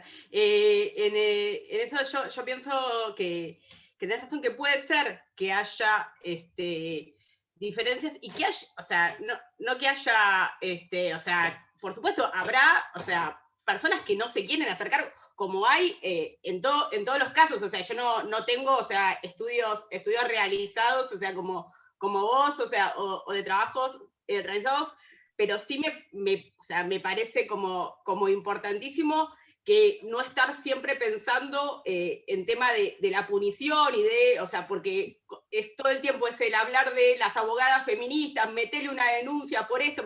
Bueno, y si en realidad, o sea, vemos que los recorridos a veces que construimos de maternidad y de paternidad son diferentes, y que no se puede con un recorrido diferente igualar la categoría. Yo soy mamá no gestante. O sea, si mis derechos son los derechos de un papá, es muy difícil, pero muy, muy difícil, que yo pueda construir una maternidad igual que la de mi compañera. O sea, no, porque no tengo el tiempo, porque a los 2 días tengo que volver a trabajar, porque, o sea, y porque el sistema, nada, o sea, no me exige responsabilidad, me iguala con un papá. Entonces, en ese sentido, o sea, yo pienso, o sea, que tal vez en vez de estar todo el tiempo pensando en punición y en cómo castigamos a los varones que no se hacen cargo, podemos ampliar en derechos por algo positivo. O sea, no sé, pienso, lo traigo a discusión. Gracias. Sí, pero también yo quiero decir algo en relación, por ejemplo, a lo que planteaba Natividad.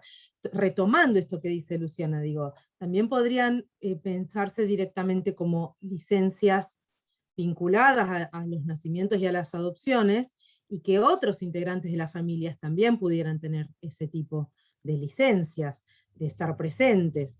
Y yo lo traía también esto, Marisa, porque de hecho hay una campaña que se lanzó ahora de parte de Varones Antipatriarcales y del Instituto de Masculinidades y demás con el tema de las licencias, porque también me pregunto cómo se construyen entonces otras paternidades. ¿Cuál es la punta del ovillo? Entonces, me parece que ahí digo, por ejemplo, todo lo que están trayendo los hombres trans que están paternando también están trayendo otros modos distintos de construir las paternidades, que es otro discurso de paternidad que entra en la circulación pública y que me parece muy importante también, ¿no? ¿Puedo hablar, Marisa? Por supuesto, Nati. Bueno, a ver, ahí me voy a meter un poquito yo, porque imagínense ustedes que son argentinos, no importa, migrantes internos o migrantes externos, pero ¿saben la situación que viven las migrantes diversas aquí en la Argentina? Es demasiado choqueante. Y lo peor, obviamente, que hasta ahora no hemos podido generar una buena política pública, dado también a las responsabilidades que cada migrante tiene, obviamente, en sus hogares, en sus vidas, ¿no? Es mucho más difícil, porque algunas mujeres solamente las tenemos quizá de repente por ahí un domingo en la tarde, pero donde no podemos ni siquiera hacer un trámite. O sea, con respecto al tema de los trabajos, las mujeres trabajadoras de casas particulares realmente no tienen ni siquiera el derecho, por más que una ley, por eso es la que siempre planteo, Argentina es hermosa, es un país maravilloso, tiene muy buenas legislaciones, todo lo que sea, pero si es que no se cumple esa ley, si no se pone en práctica esa ley, o sea, poco y nada podemos hacer. O sea, es muy difícil. Para nosotras, las mujeres a veces van a trabajar hasta los 8 meses y medio, apretando la panza, o sea, escondiendo sus embarazos. Aquellas mujeres migrantes lesbianas siguen, ¿cómo te puedo decir? Siguen retrasadas. ¿Por qué? Que ni siquiera pueden mostrar que realmente son lesbianas en medio de, como lo dije en un principio, en medio de una comunidad totalmente machista, ¿no? Donde el patriarcado está latente, entonces para ellas es mucho más difícil, ¿no? Porque ellas siguen, obviamente, ocultando de una sociedad perversa, muchas veces, que, o sea, por parte de su propia gente, de sus países de origen, ¿no? O sea, en Latinoamérica tenemos, obviamente, el patriarcado demasiado arraigado, como digo, enraizado, y obviamente el machismo hasta ahora. Por eso es la que las migrantes sufren. Eso es lo que un poco yo planteé hace rato, que hablamos de las diversidades, o sea, las diversidades salen huyendo de sus países, no salen en busca de una mejor calidad de vida, salen huyendo, ¿no? Para salvarse ellos y también para salvarse su familia, pero ellos, por ejemplo, no pueden llegar a un país de destino y solicitar el refugio, porque para ellos no hay, o sea, una legislación de esa naturaleza, ¿no? Entonces, o sea, es muy difícil. Incluso las propias mujeres muchas veces ni siquiera pueden mostrar su amamantamiento en algunos hospitales, donde realmente todavía está el racismo, donde todavía está la discriminación, la xenofobia. Nosotros tuvimos el caso de una compañera que obviamente, específicamente las compañeras bolivianas, tienen esa costumbre de que cuando dan a amamantar a sus hijos, ellas se tapan con una manta. Entonces estaba amamantando a su hija en el hospital y obviamente cuando entró la enfermera le hizo creer que ella estaba queriéndolo ahorcar, ahogar a su hija, y tuvimos 2 años con esa compañera, le quitaron a sus 2 niñas, lo mandaron a un refugio. Es demasiado perverso toda la situación que realmente vivimos las migrantes y los refugiados acá en este país, o en un país de destino. O sea, es muy difícil. Nosotros muchas veces quisiéramos enfrentarnos ante esa justicia perversa, porque, por ejemplo, ahora esa mujer se separó del hombre porque también planteaba que era violento el hombre, y sin embargo le dieron que el hombre podía ir a ver a las niñas, pero más no la madre. Y la madre demostraba en cualquier momento que realmente ella jamás quiso matar a sus hijos ni nada, le dieron el síndrome de hinchado, no me acuerdo en este momento cómo se llama ese síndrome. Entonces, son todas esas situaciones de violencia, de retraso, de xenofobia, de discriminación, de racismo, que realmente sufren las migrantes, que no pueden ni siquiera mostrarse como verdaderamente son, ¿no? O las refugiadas también de esa manera. Entonces, ahora, como me gustaría ir y mostrarle a la justicia que realmente esa madre ahora está empoderada, ¿no? Gracias al acompañamiento, al apoyo de mujeres de su comunidad, que realmente lo acompañaron, y esa madre ahora está con sus hijas y está viva y está con ellas porque ella las está criando a las criaturas. Entonces, creo que es importante que la justicia sepa realmente toda esta perversidad muchas veces que existe, porque muchas veces decimos, nada sin migrante, nada de migrantes sin migrantes muchas veces, ¿no? Porque hay que vivirla, hay que pasarlo y hay que estar como para que realmente podamos expresar todas estas situaciones. Gracias. Esa gente es crack. Los migrantes son el futuro. Gracias, perdón. Gracias, crack. Crack total. Veo una manito ahí de Analía Oliver. ¿No? Estaba aplaudiendo. Ah.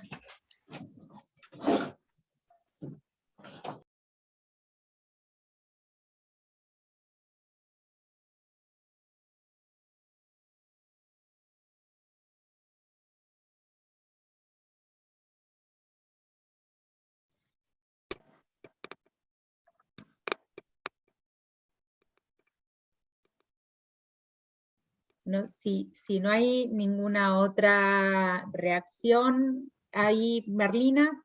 Sí, bueno, agradecida por la apertura que traen los compañeros.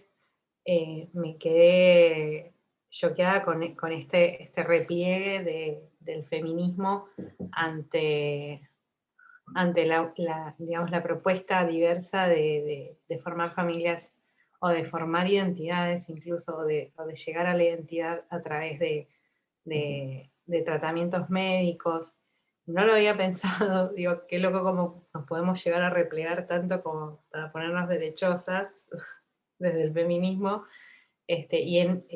como que siento que la maternidad no le da, el feminismo no le da pelota a la maternidad hasta que vienen a proponer otro tipo de maternidades, paternidades, maternidades, y ahí es como, no, para. Ahí sí se plantean, ¿no? Que no está bueno avanzar o en la licencia por paternidad o en el acceso a los tratamientos. Digo, ahí se nota como desde el movimiento LGBTIQ, desde los migrantes, desde otras miradas mucho más amplias, realmente se nos mueve el piso en el que nos estamos parando, estos feminismos heterosis blancos que habitamos, al que yo pertenezco, por ejemplo. Y en definitiva también lo que me resuena es que en ninguno de los casos estos feminismos quita el adultocentrismo, ¿no? Porque nunca ni el repliegue ni el avance van en pos de las niñas. Siempre estamos primero los adultos y me resulta muy choqueante.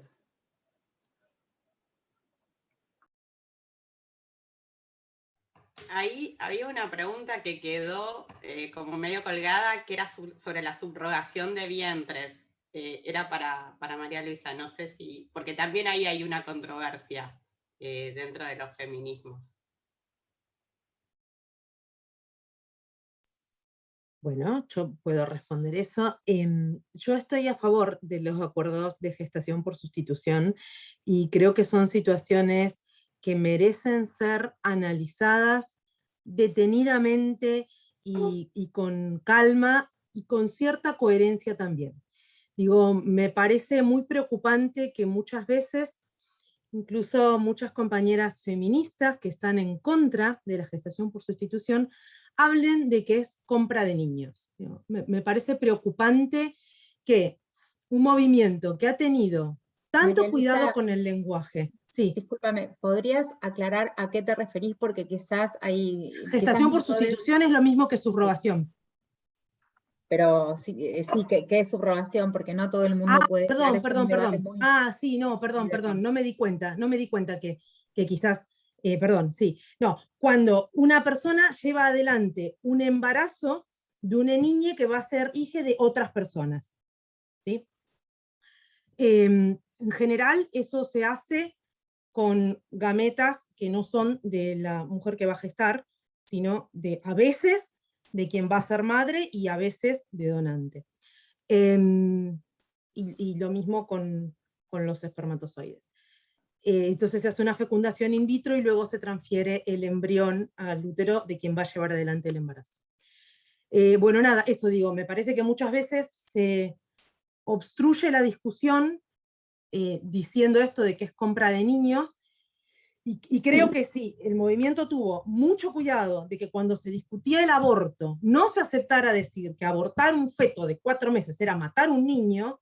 No se puede estar hablando de compra de niños, cuando acá no hay ni siquiera un embrión. Lo que hay es gente que hace un acuerdo para que se genere un embrión, para que se lleve adelante un embarazo. Entonces, no hay una compra de niños ahí.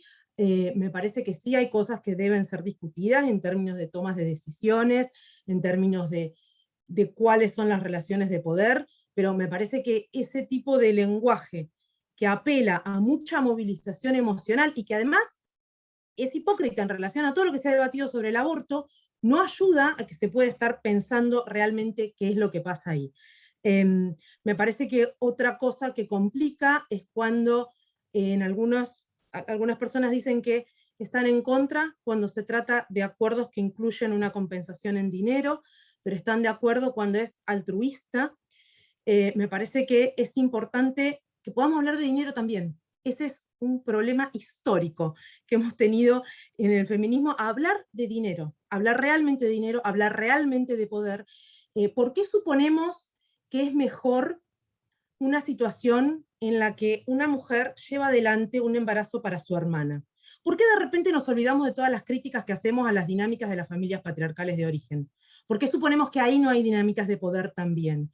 ¿Por qué suponemos que esa mujer que está gestando para su hermana tiene una mejor posibilidad de negociación sobre las condiciones que quien es una persona ajena que hace un acuerdo con cláusulas pactadas? Entonces, por eso digo, me parece que hay como que el término altruista y comercial difumina un poco que hay dinámicas de poder en ambos casos, que a veces las negociaciones pueden ser más difíciles en esos casos que se consideran altruistas que cuando no lo son, porque hay toda esa otra cosa previa también, las expectativas familiares también.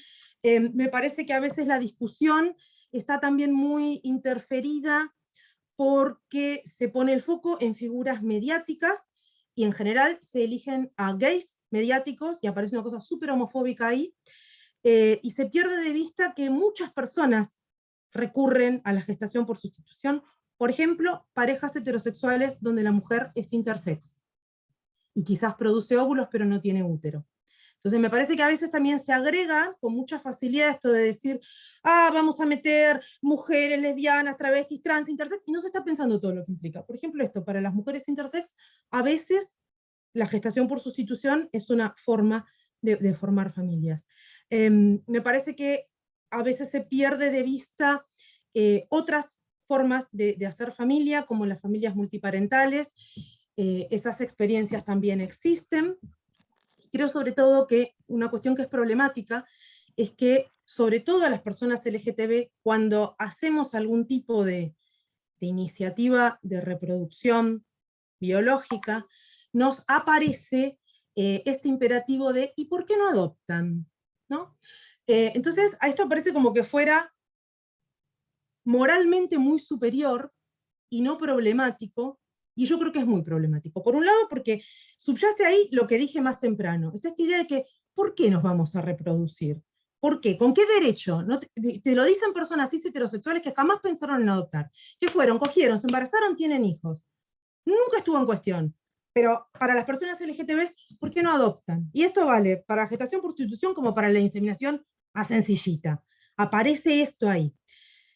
Y segundo, justamente desde sectores del feminismo TERF, transexcluyente, esencialista, que viene agitando la cuestión antigénero y la declaración de las mujeres basadas en el sexo, han dicho cosas como que les resulta problemático las dinámicas de clase que aparecen muchas veces en los acuerdos de gestación por sustitución, y que en cambio, ¿por qué estas personas no adoptan? Que ellas no tienen ningún problema con la adopción. Yo quiero decir que eso es particularmente llamativo en un país como Argentina, donde hubo que hacer una gran reforma de las leyes y los mecanismos de la adopción, porque el historial de adopciones irregulares, no solo durante la dictadura, no solo la apropiación por parte de las Fuerzas Armadas y su entorno durante la dictadura, sino en tiempos civiles, las adopciones ilegales, ahí sí la compra de niños, ahí sí hubo compra de niños mediada por la Iglesia Católica.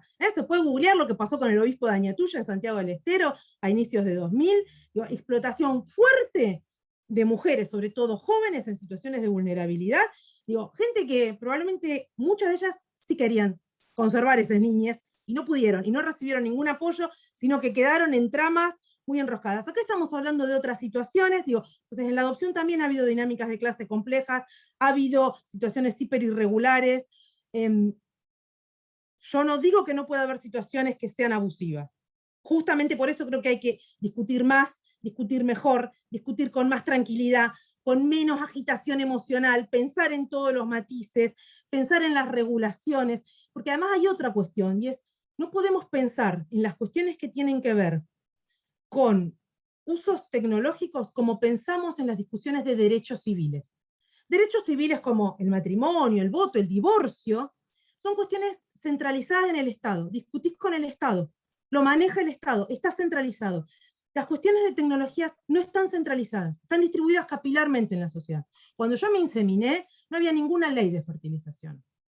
Pero lo que no está prohibido, está permitido en Argentina, y alguien lo va a hacer. Alguien lo hace, alguien te cobró y lo hace. Entonces, no podemos pensar como cuando discutimos las cuestiones centralizadas. Las personas trans también, lo que logramos ahora es inscribir los chicos con 2 madres, tener un DNI acorde a la identidad. Pero la gente se modificaba el cuerpo y vivía en su identidad antes de que el Estado lo reconociera, porque había un acceso a las tecnologías, ¿no? Un acceso a las hormonas, con mejor o peor acompañamiento de información adecuada. La gente lo hacía. Nosotras nos inseminábamos, las personas trans también expresaban su identidad de género. Entonces, hay que cambiar ese paradigma de pensar en derechos civiles como algo centralizado en el Estado y lidiar con que esto es capilar, esto sucede. Entonces, transparentar las discusiones, profundizar las discusiones, involucrar a todas las personas en la discusión, escuchar lo que dicen las mujeres que hacen esos arreglos. No siempre hay diferencias de clase, a veces sí, pero no siempre. Y ver cuál es la forma de salvaguardar mejor los derechos de todas las partes involucradas. Yo creo que con la cosa de la movilización emocional y con no discutir, no estamos resguardando a nadie. Creo eso, que las cosas van a seguir pasando sin ningún tipo de regulación, sin ningún tipo de debate, sin ningún tipo de mirada pública. Creo que hay que profundizar en eso. Esa es la forma para mí de resguardar a todas las muchas partes involucradas, ¿no?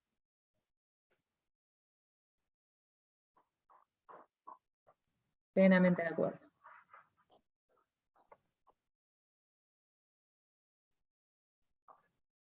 Uh-huh.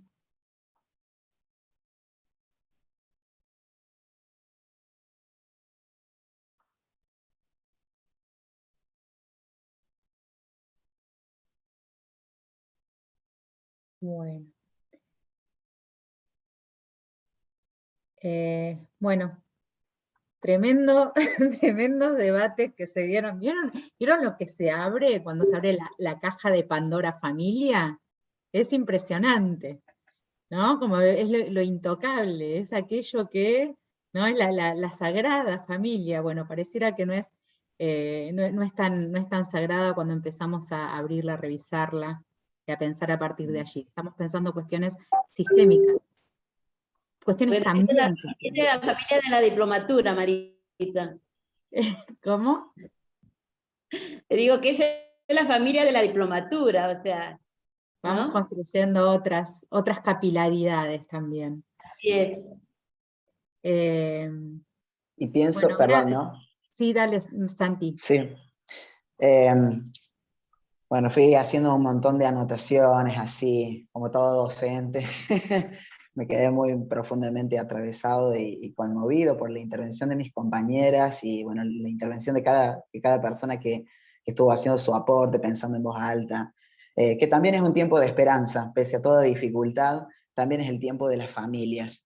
Pienso, o me quedan dando vuelta algunos conceptos, ¿no? Lo de la esterilidad política, lo de los sujetos políticos, del nombrarnos, de por qué nombrarnos y por qué no nombrarnos, o en qué contexto o en lugares nombrarnos, ¿no? A veces por ahí nos preguntan aquellos que hemos transicionado si es necesario seguir diciendo que somos trans cuando ya somos leídos de otra manera, y también tiene que ver con ser sujetos políticos, entendiendo que siempre lo personal es político y que por algo elegimos decirlo, y no estamos obligados por ser trans, lesbianas, bisexuales, gay, etcétera, etcétera, a ser activistas y militantes también, porque pareciera que ese es un destino, ya que es tan difícil decirlo, contarlo, a ver cómo lo resolviste vos, y no todos queremos estar en esos lugares, no siempre es cómodo, no siempre es fácil, tiene un enorme costo personal, un enorme costo político, enormes soledades, solo quienes estamos activando, ¿no? o militando sabemos de esas madrugadas que nos agarra por ahí, aún sin dormir, pensando qué más vamos a hacer mañana, o sabiendo que si no nos movemos quizás eso no va a cambiar jamás, y cómo cómo delegar también la posta, porque en definitiva seguimos siendo como una cadena con distintos eslabones, con responsabilidades históricas que a cada quien le tocan. De hecho, estar compartiéndolo significa ¿qué hago mañana? ¿Qué hago dentro de un ratito? Y decía que es esperanzador en términos de niñas, niños que estamos criando, que están al lado o que nos están criando. Cómo van tomando ellas, ¿no? Cómo nos van leyendo. Y acá me acordé de una anécdota de un compañero que es, un papá trans, es padre de Santino, que tiene 8 años, y hizo toda la transición con su papá, que antes era una mamá, tanto en lo registral como en su apariencia, etcétera, etcétera, ¿no? Y un día venían de compras, él con su hijo, y una vecina se refirió a su papá con el nombre anterior, aún él ya con barba y todo, con su nombre anterior, esa cosa de vecina, ¿no? Y el nene se puso, a ver, yo le voy a decir, porque vos ya no sos así, vos te llamás tal o cual, no, pará, no hagas quilombo, ¿viste? Como que, no, pero ¿por qué tiene que saber? Y fue ese niño y habló con esa vecina, y de repente esa vecina terminaron hablando su papá con la vecina y todo bien y bárbaro, pero digo, de repente uno por ahí viene pensando que todo lo que vamos haciendo no solamente tiene que ver con cómo nos cuidamos, quiénes cuidan a quienes cuidan, sino también el empoderamiento que tienen estos niños, niñas, niñes, que nos van viendo en este camino cómo luchamos por nuestros derechos en general, y creo que es algo maravilloso lo que está pasando. Ese tiempo de las familias tiene que ver con quienes criamos y a la vez con familias, en mi cotidianidad con familia de niños, niñas en transición. El más chiquitito tiene 3 años, de mis compañeritos, algunos de sus papás y sus mamás son más chicos que yo incluso, y de repente nos vemos así como criantes y familias en transición, una sociedad en transición, un sistema en transición,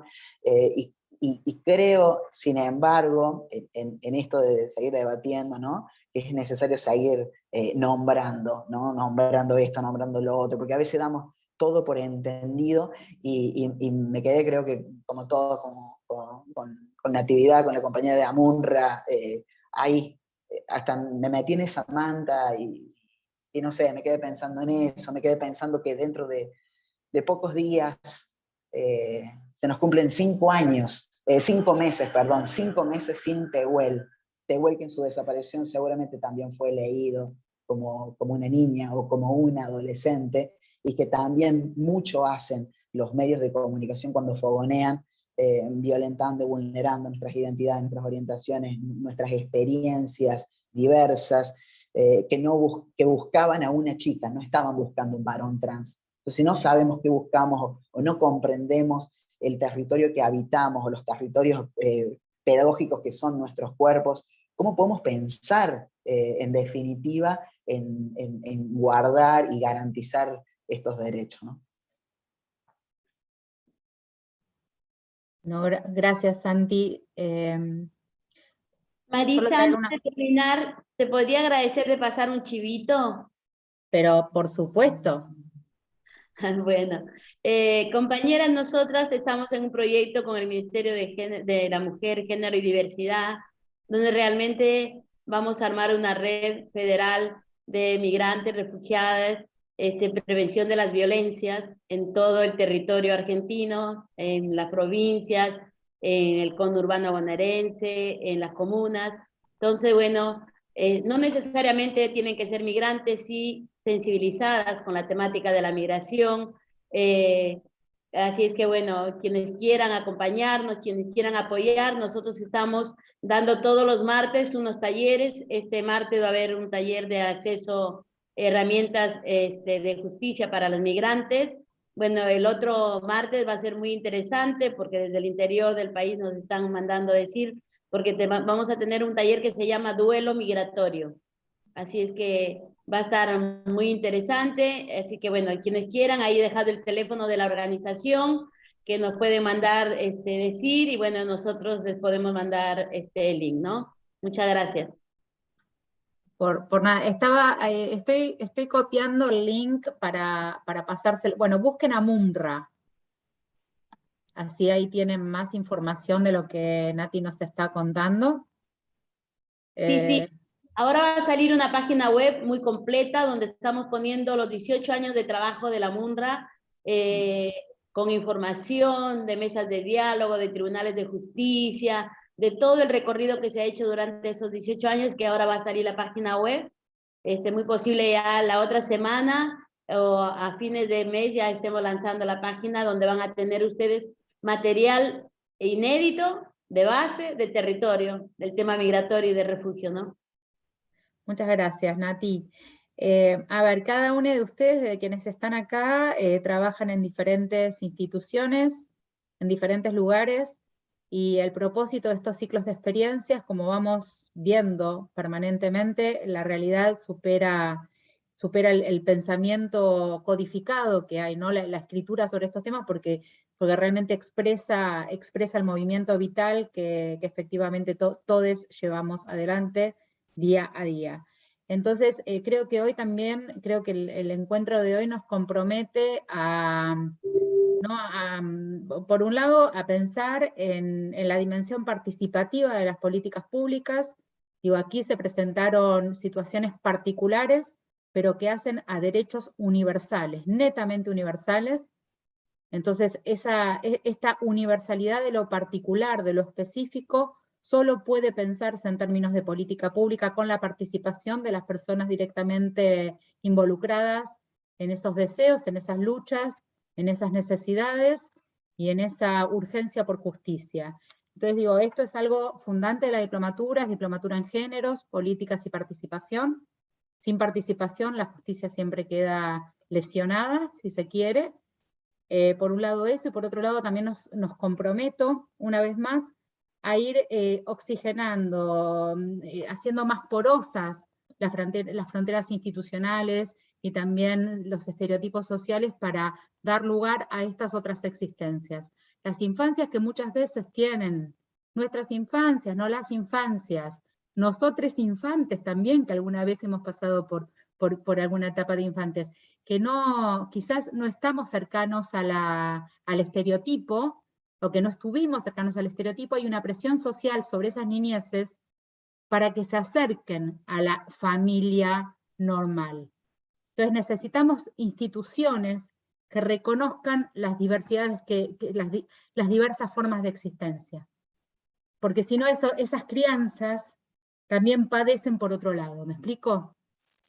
Están empoderadas, pero la norma trasciende, la norma también tiene su peso gravitatorio. Entonces necesitamos instituciones que puedan conversar, como decía María Luisa, sobre estas otras formas de existencia y democratizarlas, ¿no? Democratizar las instituciones para poder existir de una manera más libre y más solidaria también. ¿Puedo sumar algo? Nada, yo trabajo con infancias y también pensaba, ¿no? Y por mi propia historia, de desfamiliarizar algunos vínculos, porque a veces también lo que nos pasa es que si no es familia biológica o adoptiva, no podés pensar otras estrategias para las niñas que no sea institucionalizarlos, por ejemplo, ¿no? Entonces, si no hay familia ampliada, y a muchos de nosotros también nos pasa, bueno, yo soy adulta, tengo una hija, que es una joven, que nada, que es hija, porque nos conocimos ella en un hogar, yo laburando, cumplió la mayoría de edad, se fue del hogar y quedó sola, y nuestro vínculo se fue dando en ese transcurrir. Ahora tiene 22 años, ella me llama mamá, yo la llamo hija, pero no hay nada legal que formalice nuestro vínculo. Entonces yo me preguntaba, bueno, ¿qué va a pasar si el día de mañana a mí me pasa algo y Flor no va a tener nada de lo que es mío, porque lo que es mío es para mi familia biológica? Entonces,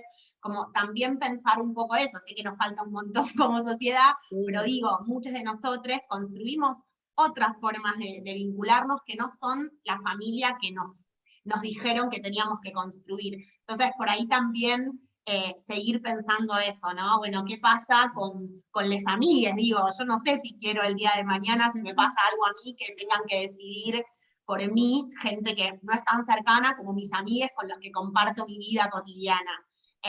Así que nada, eso también me quedaba flotando mientras les escuchaba, porque decía, bueno, pero yo no sé si tanto con la familia biológica, si bien tengo sobrinos, hermanos, y les amo, también pienso en todos mis otros vínculos que he construido, que quedan por fuera de esa legalidad estatal o institucional. Bueno, ¿qué pasa con eso? Que no es tenido en cuenta, ¿no? Como, bueno, esto, si le pasa algo a una persona cercana, ¿por qué yo no podría hacerme cargo? Porque la ley no ve que me podría hacer cargo del hijo de una amiga, por ejemplo, porque no soy la abuela, la tía biológica. Entonces me parece que eso también está bueno seguir pensándolo, y yo en particular en las prácticas profesionales como trabajadora social que trabaja en el Consejo de Derechos de Niñas y Adolescentes, eso también nos pasa, que no podemos tomar una medida excepcional con la madrina, porque no es nada biológico de esa persona. Entonces me parece que eso también está bueno para seguir pensándolo. Muchas gracias, Fer, muchas gracias. Y aparte es conexión con lo empírico, ¿no? Con lo que realmente sucede, con la realidad real. En la cuadra de mi barrio, no sé cuántas familias eran heteronormadas, con cabeza reducida, con urbano bonaerense, fondos de Moreno. Había familias que eran la sobrina, la nieta, la tía, ¿no? La hermana, la vecina. Gracias, Fer, súper bueno tu aporte, gracias. Puedo hacer una sola intervención de 1 minuto con Urbana. Muchas veces para las personas LGTB, ¿no? La gente cree que tenemos que mandar los chicos a las escuelas cool, privadas de Palermo, porque si no en el resto, qué difícil que va a ser transitar la escuela para nuestros hijos. Por favor, diversidad familiar es lo que hay en las escuelas primarias y secundarias del conurbano.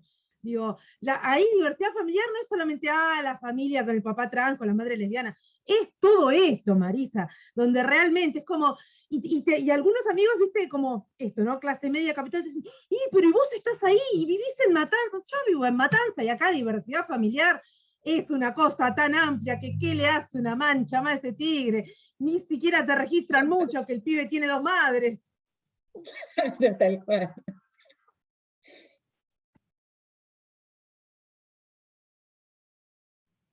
No, genial, ¿se dan cuenta? No nos podemos ir.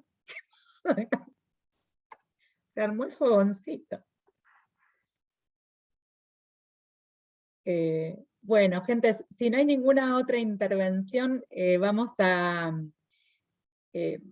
tener que cerrar por hoy, al menos. Espero que podamos encontrarnos, sí, mucho aprendizaje, realmente. Muchas gracias a todos, muchas gracias Nati, muchas gracias Santi, muchas gracias María Luisa, y nos seguimos comprometiendo a ampliar el reconocimiento de lo realmente existente para tener políticas más justas para todos. Así que gracias.